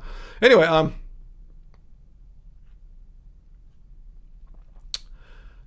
So, yeah, but yeah, agave. I just had some yesterday when I made oatmeal. Yeah, instead of putting honey in there, you could put agave. You could put in maple syrup. You could put in brown sugar. You don't have to put in regurgitated barf from a bee or whatever, wherever it comes from. That sucks, Peter. How could someone say it was a vegan restaurant when they serve honey? I guess they one of those people. I said it just kind of sucks. Vegans should understand that honey's not vegan, so you shouldn't call your restaurant vegan if it has honey. But if a personal choice is made by a person to have honey, okay, that's different than a restaurant. Because a restaurant, you know, it should be agreed upon what a vegan restaurant is. But anyway, yeah, date powder. There's another sweetener there, late model. Yeah, there's so many ways to sweeten things without having to take something from an animal's work to sweeten it. Yeah, it's not that hard. It's not like honey's the only sweetener, or again, like mollusks or bivalves. There's no ingredient in honey without which your vegan diet's going to fall apart. You're going to die or something like that because there's some essential nutrient in honey. It doesn't work like that. There's no need to have honey. I haven't had honey all these years. I'm doing okay. I haven't died yet. You know, I'm okay. I would have died in a car crash, but last year. But what has nothing to do with honey consumption? Yeah, and some people, Travis, yeah, it gives you a stomach ache. Yeah, more reason not to eat it. Yeah, date powder is indeed a whole food, huh? Yeah, and when you buy bread, yeah, look for honey, egg. Those are the things that could screw up bread. Yeah, always you have to look unless you know better. If you know it's a brand you've had before or if it says vegan on there, then you're cool. But otherwise, yeah, read the ingredients. What's that, Tyler? The Jainist Buddhists were so against animal cruelty they would let bed bugs bite them, stuff like that. And that's what a lot of people think about vegans are. You know, like we're Jainists. Like no, like that's one way I see a lot of anti-vegans like Joe Rogan and others try to. They try to define veganism in such an extreme and strict way that no one could ever be vegan. And they usually define Jainism. I'm always quick to point out that they're describing like the ahimsa concept from Jainism, which is not what veganism is. We're not saying like there can't be any harm anywhere. We're specifically talking about animals that are bred into existence to be exploited so that they can become part of your next meal. That's specifically what veganism is. You know, if you step on a bug, that's not part of animal cruelty and exploitation as far as the kind of cruelty and exploitation that veganism is concerned about. If you're worried about all, like no harm to any sentient being anywhere in the world, that's not what it is. You're describing the ahimsa concept from Jainism or Buddhism. And it's a beautiful concept. It is, but it's not really all that practical. You'd have to have a really weird way of living to make that work out for you. Again, I'm not bagging on Jainists and I'm not bagging on ahimsa. Again, they're beautiful concepts, but extremely like next to impossible for your average person to follow.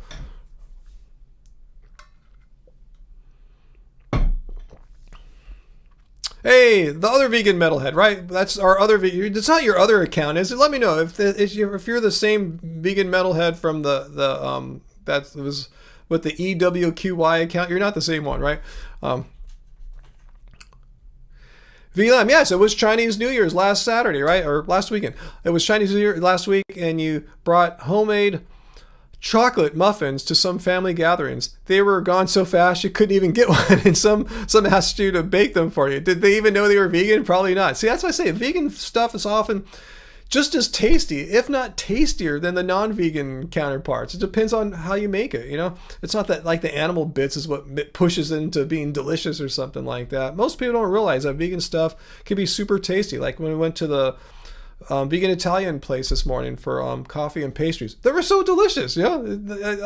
I can't imagine a non-vegan eating this go, oh, this is crap. You know, it's just tasty food. Matt says, I have 6 eggs a day although you're mostly vegan. Okay, well, I'm glad you acknowledge that you're not vegan. You're saying you're close to vegan except for the 6 eggs a day. All right. Huh, how is that working out for you? I'm just curious if you had any blood work recently, what your LDL cholesterol numbers are. Okay, thanks, AJ. The 2 metalheads are indeed 2 distinct metalheads. That's what I thought. I just wanted to clarify.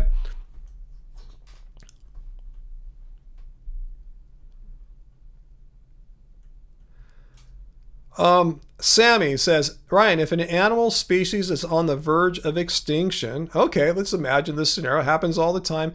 Is it more ethical to let the species die out or survive, which may require artificial means of reproduction, which I believe is not ethical? Well, first of all, if you're asking me as a vegan, I would say your question is outside the scope of veganism. Remember, we're not talking about all forms of animal cruelty and exploitation. We're talking about animal cruelty and exploitation in this sense. So what you're talking about is an edge case. You're saying if an animal's on the edge of extinction, is it ethical to do some working with the animals to increase their breeding, maybe artificial insemination or whatever, stuff like that to bring them back? I don't know. I really don't know. I mean, one part of me says, yeah, the animals are going to be harmed in some way, but are they really being harmed? It might be a temporary thing, they produce babies, increases their population. I think there might be some ethical argument for that type of intervention, especially if no animals are harmed significantly, just for a short time, maybe to to inseminate them or something like that for the survival of a species that's about to go under. I could see an argument being made for that. Don't quote me on this. I'm just thinking this through. Again, these are edge cases.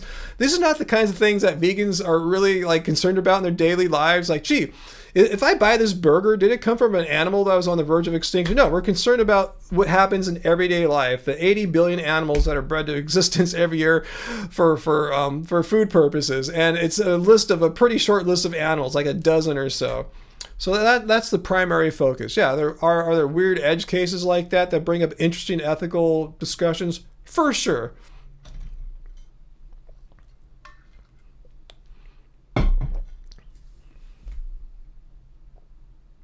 And Vilan brings up a good part. Yeah, look at it in a more holistic, like a 10,000 foot view. She says,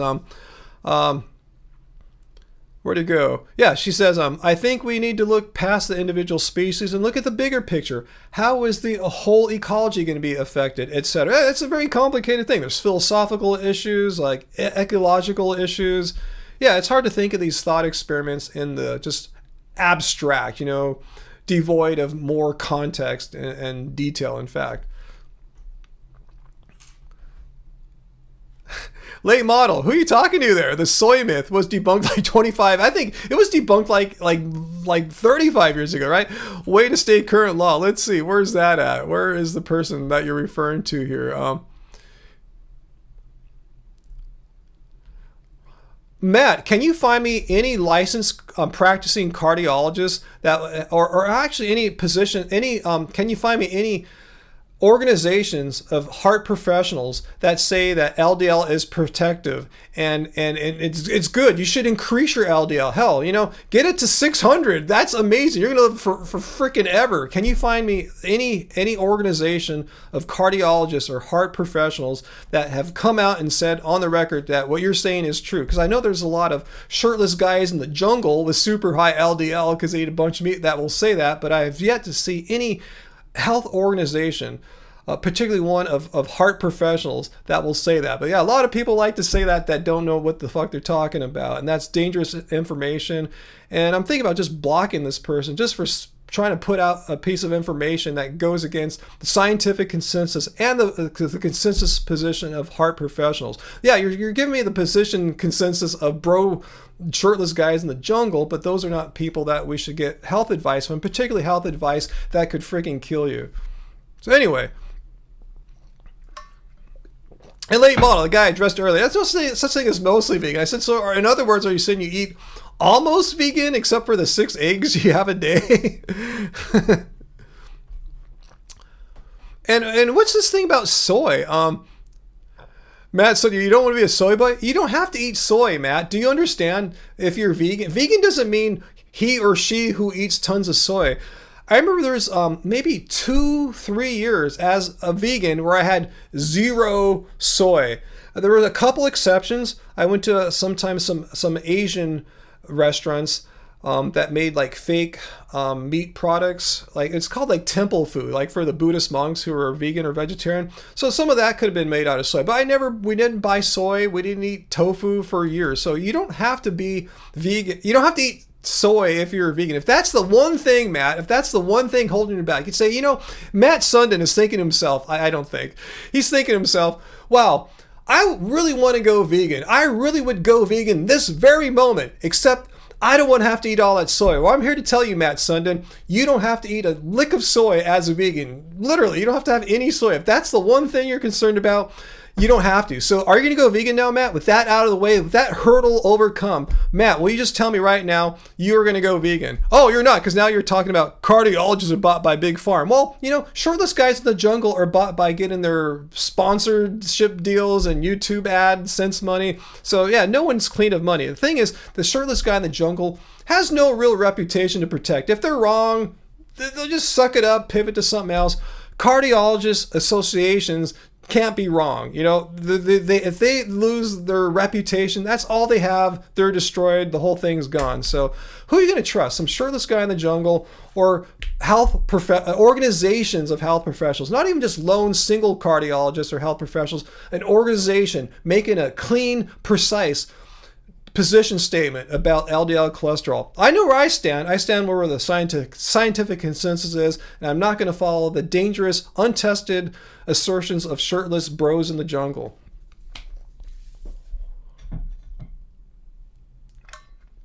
And Peter points out, yeah, tofu is actually really good for you. There's studies that show it has a protective effect against cancer. Not that it literally protects you, but it lowers your risk of certain kinds of cancers. That's what they call protective.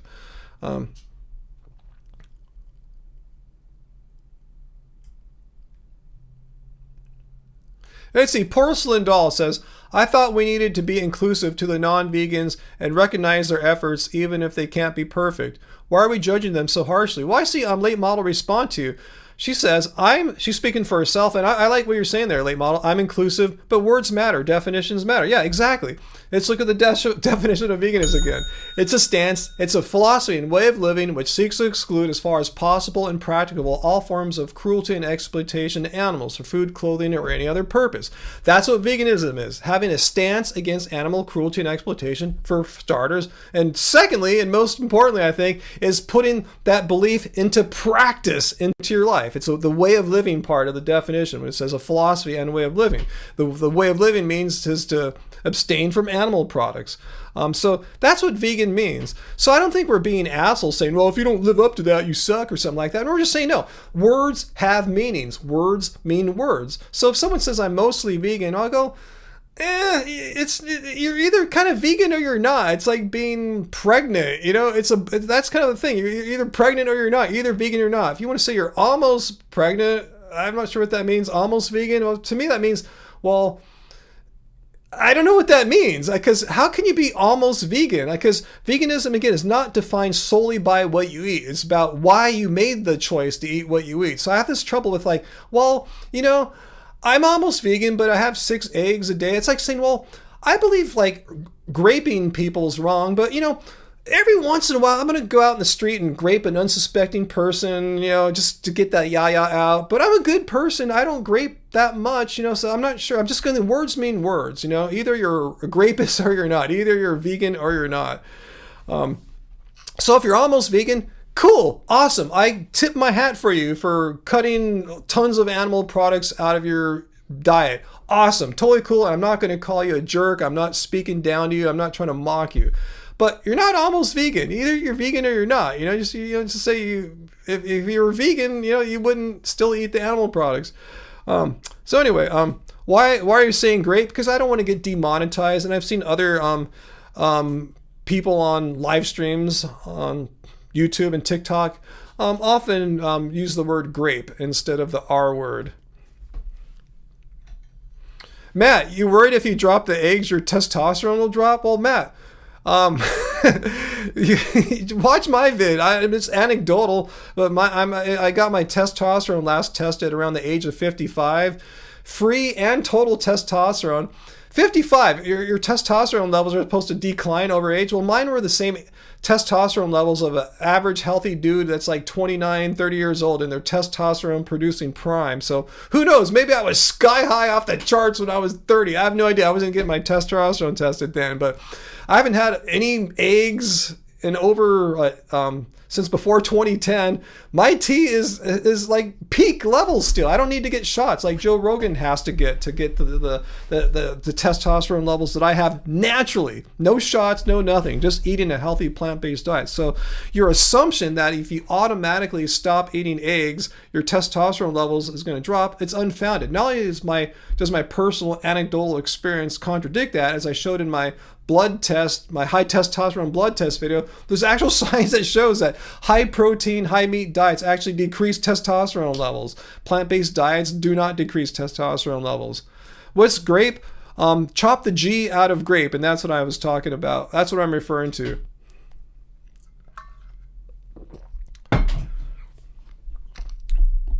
So anyway, porcelain, you have an autoimmune disease and you need medications that aren't vegan. Why are you worried about if I'm going to judge you? Let me give you, let's go back to the definition there, porcelain. I think you're coming here kind of on the defensive side. I think you have these beliefs that vegans are all judgmental assholes. So let's go back to the definition of veganism once again here. A stance against animal cruelty and exploitation. This is from the Vegan Society. So here it talks about some of the history, but I'm going to scoot down to medicine here. For instance, they say currently all medicine in the United Kingdom, and this is true for the United States, must be tested on animals before it's deemed for sale for human use. But please note, the Vegan Society does not recommend you avoid your medication prescribed by your doctor. A vegan who is looking after themselves the best they can is an asset to the movement. So yeah, there's no requirement that you need to like die or get really sick because you're vegan. Remember, the definition includes the words here, as far as possible and practicable. I know a lot of people get hung up on that. Some level 5,000 vegans hate that language. It means you can be wishy-washy, you can go to McDonald's when you want. No, it means this. It means you don't have to die. Being vegan doesn't mean it's a death sentence, meaning, hey, you're at the hospital, you just got in an accident, or you just got diagnosed with a disease. No, a disease. Say, I can't take that medicine because I'm vegan. You know, it's like, no, being vegan is not a death sentence. No, take the medicine. There's no way around it. All medicines were tested on animals, unfortunately, but it doesn't mean you have to die, become a martyr, and sacrifice your life for a movement. So no, I'm not going to judge you. In fact, I would judge you poorly if you did not take your medicine there, porcelain. I'm going, what are you doing? Why are you going to die needlessly? Take your medicine. So what do you think about that, porcelain doll? Did I change your opinion there of how vegans are not judgmental a-holes? What do you think? Let me know.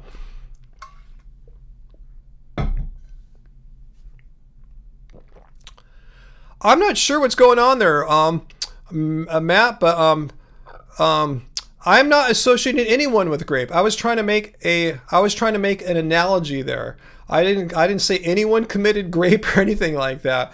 I'm just saying being vegan is like being someone who doesn't rape. You either rape people or you don't. You don't say, hey, I'm against grape, but once in a while, I'm nearly a total non-grapist. I rape maybe 6 people a year or something like that. The rest of the time, I'm totally cool. That's absurd, right? That's a completely absurd scenario. It's like saying, I'm almost vegan. I believe animal cruelty and exploitation are wrong, but maybe once a week I go and have a hamburger. But the rest of the days I'm vegan. You know, it doesn't make sense. Either you're vegan or you're not. Either you're a non-grapist or you're not. I wasn't insinuating. How could you even possibly think I was saying or suggesting that one of you, Matt, was a grapist? Matt, how did that happen? Are your cognitive faculties congested or from all the 6 eggs a day? Is the cholesterol getting stuck in your brain? How could you think I was personally attacking you as a potential grapist? How did that come about?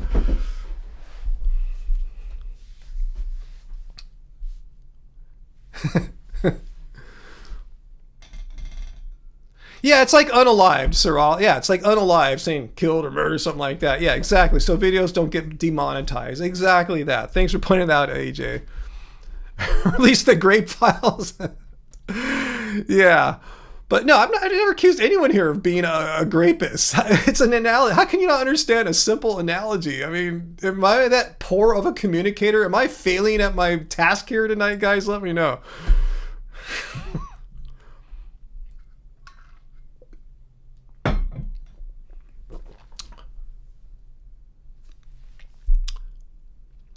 I'm not being kind. I'm sorry. Did I hurt your feelings there? I'm sorry if I brought up an analogy that you didn't like and it hurt your feelings. That's I don't think I did anything improper there. Maybe you got mad how I said, are your mental faculties like not working at their optimal capacity because of all the LDL in from your eggs? Well, I'm just wondering how you misconstrued what I said, that I was suggesting that you were a grapist, because that was absurd. Did any of you guys get that? Did any of you guys think I was suggesting or saying that Matt or whatever is a grapist? Tell me if I misspoke, because we can replay back. Maybe I slipped up my words. I'll grant that. I'm old. I'm tired. I could have messed it up somehow, what I was trying to say and what I actually did say. It could have happened, but let me know.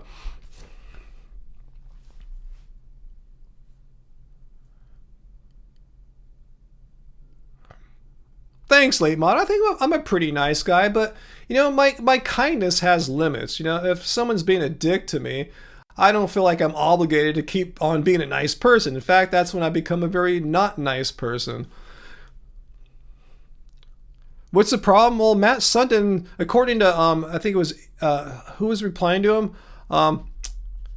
Well, there's Matt. Matt somehow thinks that my bringing up the example of grape, I was suggesting that he was a grapist. That's what I think is going on here, which I think is absurd. You missed it too, Heidi, right? Because I don't think you missed anything, because I did not say that.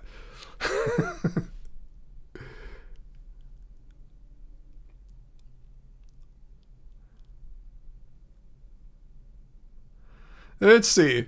Could use some kindness. Well, I am quite kind, Matt. What do you want to talk about?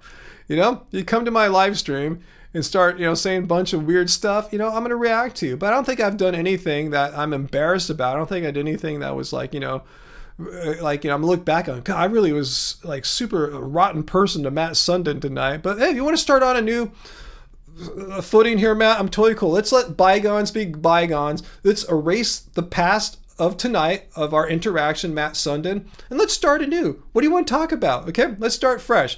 If I offended you, I sincerely apologize. That's not my intention. I'm not sure what degree of sensitivity how sensitive you might be. You're thick skin, like I kind of am. You're kind of, some people are more sensitive. I understand there's a whole spectrum of how people react to stuff. So anyway, let's start over brand new. Let's let it all behind us. All right, amen. Right, late model. Yeah, let's move on.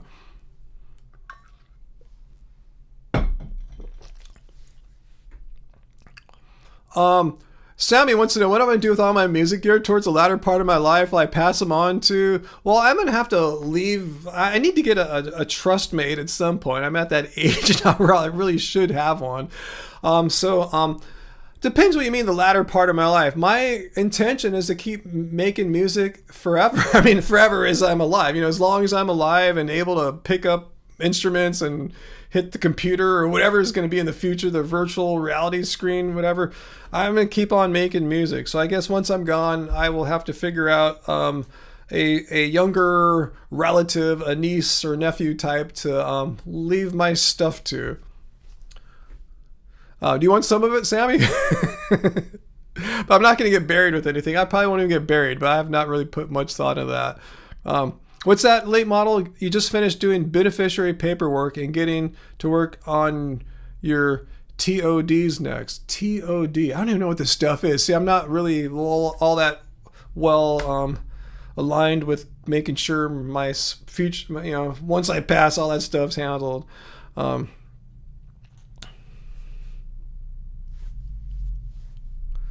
Peter says, I'm going to keep putting that Matt guy in timeout longer and longer. He just keeps coming back and causing problems. I tried to like wipe the slate clean with Matt. Was he not complying? Let's see, Spooky Veghead. What was the last record I spun on my turntable deck back there? Well, funny you ask. It's my own album, Low Spirals Downwards Flux, my 1998 electronica dream pop fusion classic, printed onto vinyl back in 2023. So that's what I was spinning there. Yep. You can still buy it. I think it's on its second or third pressing now from the original 2023 run, and there are still copies because it was selling out. It did quite well. Yes, AJ, I know I need to get a living trust made. I've just been dealing one problem after another. I just haven't made time for that. I know I got to, so hopefully this year I'm finally getting my shit together. Uncle, you said you had a trust attorney around here, right?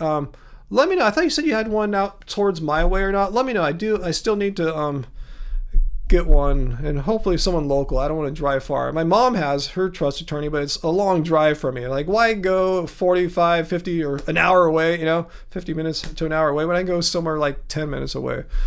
Because I do live in a big city here. We have professionals, attorneys and stuff like that. Okay, sorry, I burped there.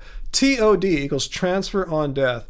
Beneficiary for your brokerage account, so it doesn't go into the probate. Yeah, I do have like my wife is that on my brokerage accounts, but I know I need to go even beyond that, with the actual trust. Sammy, yeah, I really haven't given too much thought about what should happen to my remains, my body once I pass.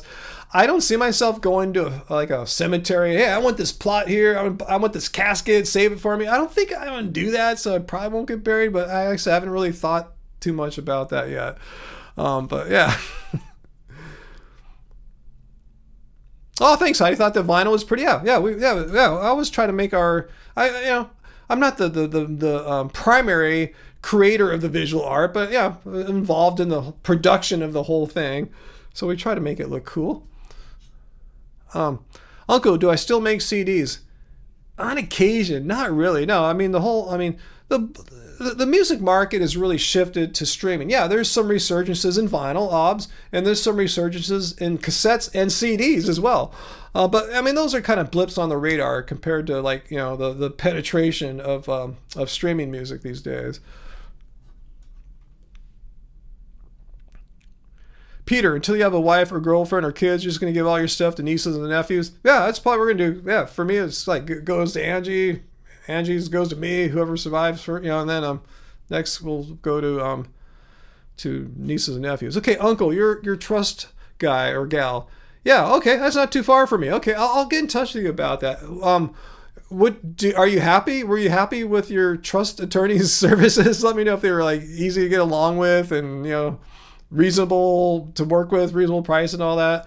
I know attorneys are not the cheapest people to work with. I know that very well. I've had to deal with several attorneys over the past few years. No, Peter, I think that's a crazy rumor that Walt Disney is frozen underneath Disneyland. Anyway. Let's see, AJ, your late boyfriend's mom bought her cemetery plot in the 1950s when she was young. She passed away in the early 2000s. Wow, yeah, I think that's more common with the older generation. I know my mom and dad thought this stuff through and had bought plots. I don't know. I just don't see that happening for me. In fact, I don't even know where I'm going to be living, and if say I get to live to 90 or whatever, I don't know where I'm going to be then. Hopefully I'm not going to be here, so I'm definitely not going to buy a plot here. I'll figure it out later. Okay, cool, Uncle. You're very happy with their services. Great product. All right, awesome, Uncle. I'll get in touch with you about that. When I finally can make some time to speak to that kind of attorney. I've been dealing with other sorts of attorneys for the past last year and now a different kind this year. Hopefully I'll meet with yet another kind of attorney later on this year and get that settled. But yeah, the hard part is and me and Angie trying to figure out who we're going to leave our stuff to. Yeah, we're sure we're going to leave it to each other, but after that, where should it go?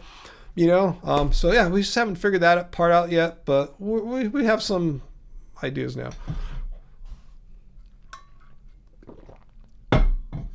Oh, are you gonna fry up some tofu there, vegan metalhead? You can't have tofu. You know, there was this guy here, was it Matt or someone earlier said you can't eat tofu as a vegan. It's bad for you. But no, I'm just joking. That sounds good. What's that, Sammy? Ryan, do you think the resurgence of vinyls and CDs is purely, mostly based on nostalgia and is not a viable thing to produce en masse anymore as an individual artist? I mean, if people were buying more, we would produce more CDs and stuff. Yeah, totally. I mean, we just go where the market is. Vinyl is really expensive to produce, though. CDs are. That's why they were so embraced by the music industry when they got released in the 80s, because it's so cheap. You know, the cost of producing that plastic disc is so cheap, but the cost of like pressing up vinyl and getting the mastering done before that for vinyl, it is expensive. The profit margins increased like fourfold once they started getting those cheap plastic discs. But anyway, yeah. If CDs resurge, yeah, you'll see more labels and us pressing up CDs. But right now, we got to figure, is it worth it or not? You know, for some artists it is, for others it's not.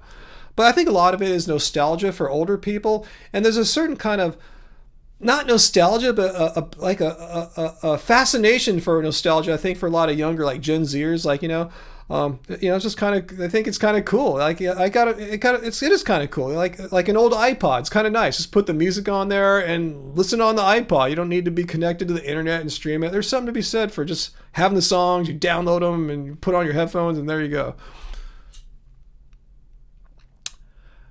Peter, I have never heard of swapped chicken. Ooh, that sounds good, Cheesy the Mouse. Shit.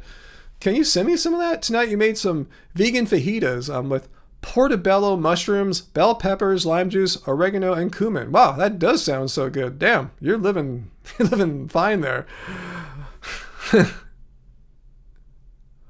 Matt, this is not a religious channel. Why are you telling us like to find Jesus for your true salvation? I could tell you to find Buddha for your true salvation, but that's not what we're here for, Matt. Do you want to actually engage what we're talking about, or are you here to derail by pivoting us to something that you feel like we should be talking about? But if you notice, we haven't been talking about which god or gods we think are the right ones and stuff like that. That's not what we're here for tonight, Matt. You can find there's plenty of live streams and people on YouTube that discuss these matters, but that's not our thing here. It's called Happy Healthy Vegan, not Happy Healthy Convert People or whatever you're trying to do there.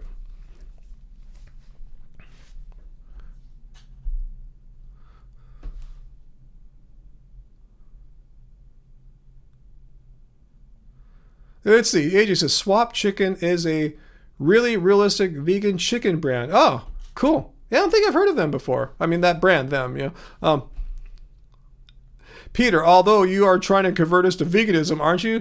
No, I'm just telling you sharing my experiences as a vegan. And a lot of you guys join me and share your experience as a vegan. I'll tell you why I think it's such an amazing decision and why logically and ethically it's the right choice, but I can't like force you to do it. Like I'm not like a fascist or something like that. Why do so many vegans want everything to taste like meat? Well, what are you talking about here? What do you... Okay, Matt, I'll engage this question, then we're going to move on. I don't want you to monopolize our time. Here's the Happy Healthy Vegan Cookbook. So let's find all these things that we want to taste like meat. First of all, why would I want anything to taste like meat? I told you when I see meat, I want to vomit. I don't sit there and go, that looks so tasty. It's like when I see a piece of poo. I just want to vomit. Same with meat. So let's look at the first recipe in the Happy Healthy Vegan Cookbook, Matt. Can you identify for me here?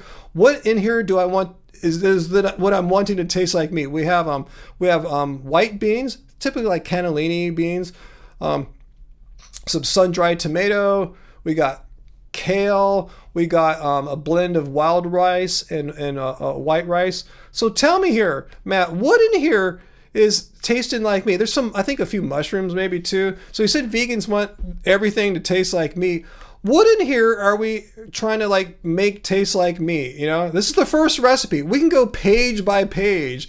I'm not just picking this one like a cherry picking it. I'm picking the first one because it's kind of random. Start at the first one. So tell me here, which ingredients here? Does everything here taste like meat? Do cannellini beans taste like meat? Does rice taste like meat? Does kale taste like meat? Do sun-dried tomatoes taste like meat? Let me know what in here is trying to pretend it's meat.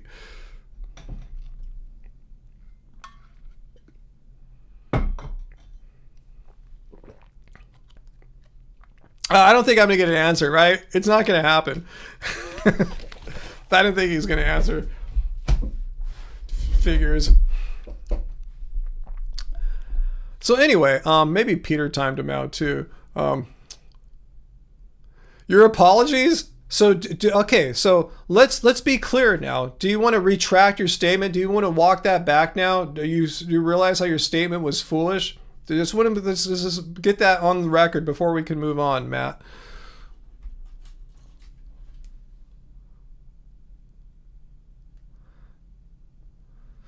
Oh, you guys are making me freaking hungry right now. Let's see, Sammy, I'm not sure what you're referring to there about horses and stuff. I must have missed someone else's comment. Yeah, I wish we had TKP ready tonight, late model. That would have been handy. I'm not sure what we're going to have tonight. Angie made us some jackfruit tacos maybe like 3.5 hours ago, but doing a live stream, I don't know, I get hungry. I guess this is a lot of energy for me. I'm putting out a lot of energy. So, yeah, we don't have anything planned, unfortunately, Uncle. So I don't know what we're going to do. Allison, lol, such low-level trolling. That's really it is. You're trying to be gracious in your statement there, but it is. You're describing it perfectly, Allison. Yeah, such low-level trolling. But you know what? Pretty much what Matt Sundin's doing here, that low-level trolling as you're describing it, Allison, is very typical. That's like what Matt's doing here is not out of the ordinary. It's like the level of trolling that we get like, 95% of the time. It's this low level of trolling. Who was it earlier? It was a VLAM that said it's these anti-vegan people really aren't displaying the highest cognitive capability or something like that. I forgot what she said exactly, but yeah. I wish I'm with you, late model. Why can't we have good trolls that actually engage and have good arguments and are here in good faith to discuss things? It doesn't happen. You never read our obscure cookbook. I wasn't saying that you needed to read it. I said, let's go through page by page on my obscure cookbook and see what ingredients or what meals are trying to taste like me. Because it was you, Matt Sundin. I didn't come here and say this. You're the one. Shall I put your words up here again? Where you said, why do vegans want everything to taste like meat? So we looked at the Tuscan kale pilaf, and you couldn't tell me what in here tasted like meat. So let's turn the page and go to the next recipe here.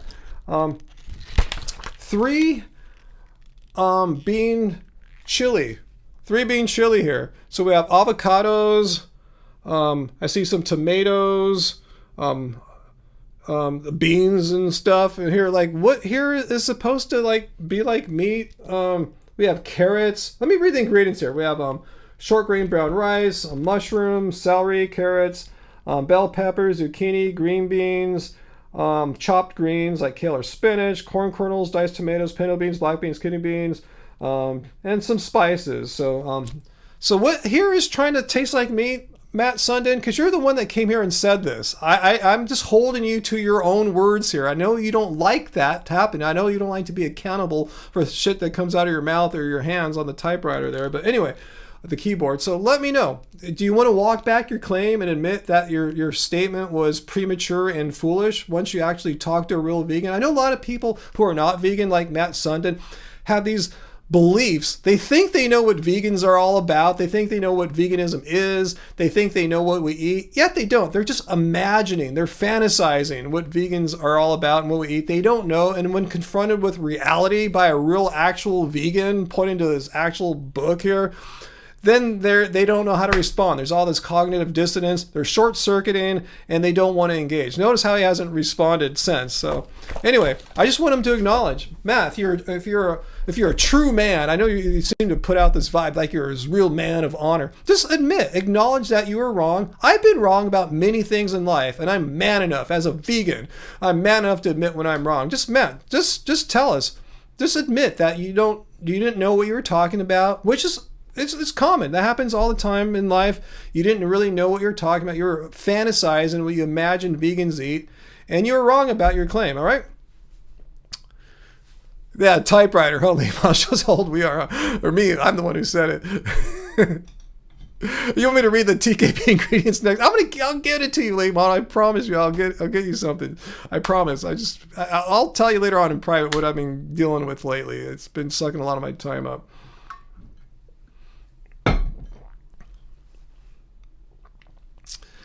Let's see. Sami, can you help me and ask it again? Let me look. Right, what was I getting at was some level of animal exploitation, using horses for transport back in the day necessary for humanity to progress in terms of resource distribution, etc. Well, back then, Sammy, it's kind of being anachronistic, because the definition of veganism, let's go back here, really originated in the 1940s, long after the demise of horse and buggy. Automobiles were in full force in the 1940s. So veganism is a relatively new concept. So I guess you want to take the modern philosophy of veganism, the ethics, and try to transport it back in time. Thanks for the tip. I'm not quite sure how to do that. It's basically, maybe civilization had to develop to a point where it's practical and possible, and possible, not impossible, practical and possible for pretty much anyone to be vegan. If you didn't have cars, if you didn't have markets to buy your food, maybe you're living out in the woods, you know what I'm saying? Those kinds of edge cases, yeah, or scenarios that don't really exist much anymore. Yeah, that's different. I'm saying right now we do have cars, and we do have markets and food available all around us. So and right now, 2026, where we're all living in right now, there's no reason for pretty much anyone on this planet to not have the opportunity to pursue a vegan diet and lifestyle if that's what they truly want to pursue. No one's forcing anyone living on the margins to go vegan. I'm saying if they want to do it, because that's what it is. It's something you want to do. It's not something you're forced to do by society or from a mean vegan making fun of them or something like that. And thank you, Late Model, for the California soy latte. I jumped on it today with my Italian marzipan latte. So or just marzipan. I don't know if it's a latte. I don't understand coffee. I'm new at this still as an older person. Oop. Matt, I'm glad you're shaking. I'm glad you're so outraged you're shaking. That's awesome.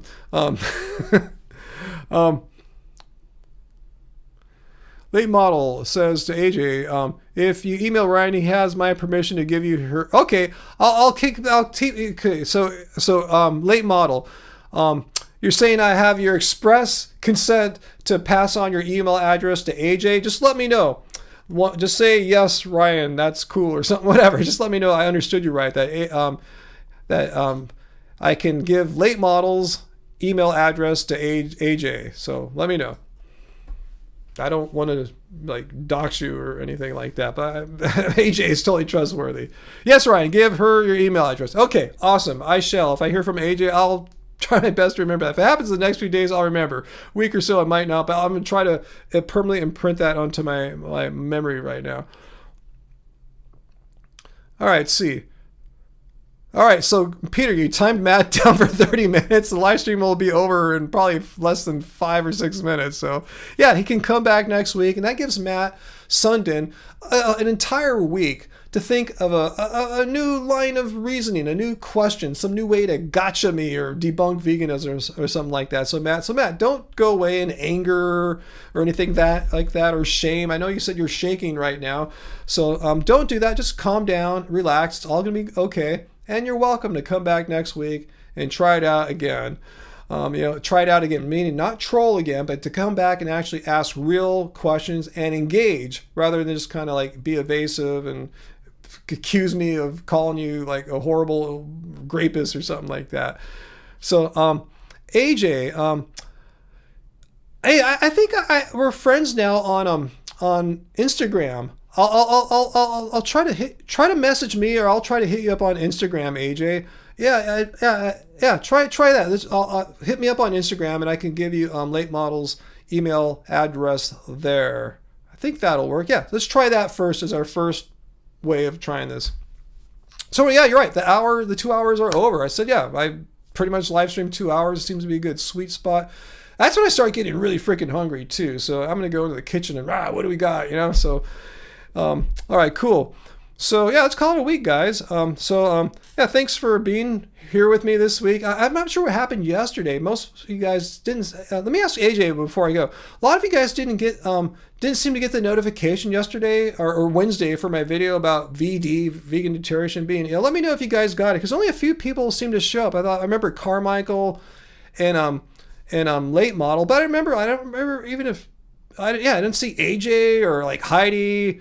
I'm not even sure. Yeah, I think Peter showed up later, but yeah, let me know if you got it. Okay, it just seemed like it was kind of trippy. I mean, it had a decent amount of people that came to watch it, which is great for the premiere, but a lot of the regulars that we see at most premieres weren't there. I'm not saying you're bad people. I'm just wondering if YouTube sometimes doesn't seem to send out notifications. Yeah, some people like Nikki said it didn't work for her. So you didn't even realize I did the video. So that's I just wanted to see if what I was suspecting was indeed true, that somehow YouTube flubbed the notification for that video. And it wasn't for members. You guys should have all got one. So that's what I figured. Okay, you got it, but you missed the time. That's all good. I just seen if YouTube was messing with me, or my our notifications. They're not mine. I don't own them. But anyway, guys. So yeah, thanks. That was good to see you guys. If you didn't watch my video from Wednesday, check it out. VD's in the hospital, and she said she could be dying, and she's backing on vegans. It's just kind of mind blowing. It's kind of sad though. But anyway, I wish her well if you're watching VD. I'm not bagging on you. I hope you're gotten better. Peter said you made a video since the one I just made a video about. Hopefully you're doing better. I don't want anything bad to happen. I definitely don't want you to pass on or anything like that. I'm not an evil, horrible person. I want you, despite all the horrible things you've said about me, I don't wish horrible things for you. I wish you a speedy recovery. I hope your medical team is working with you.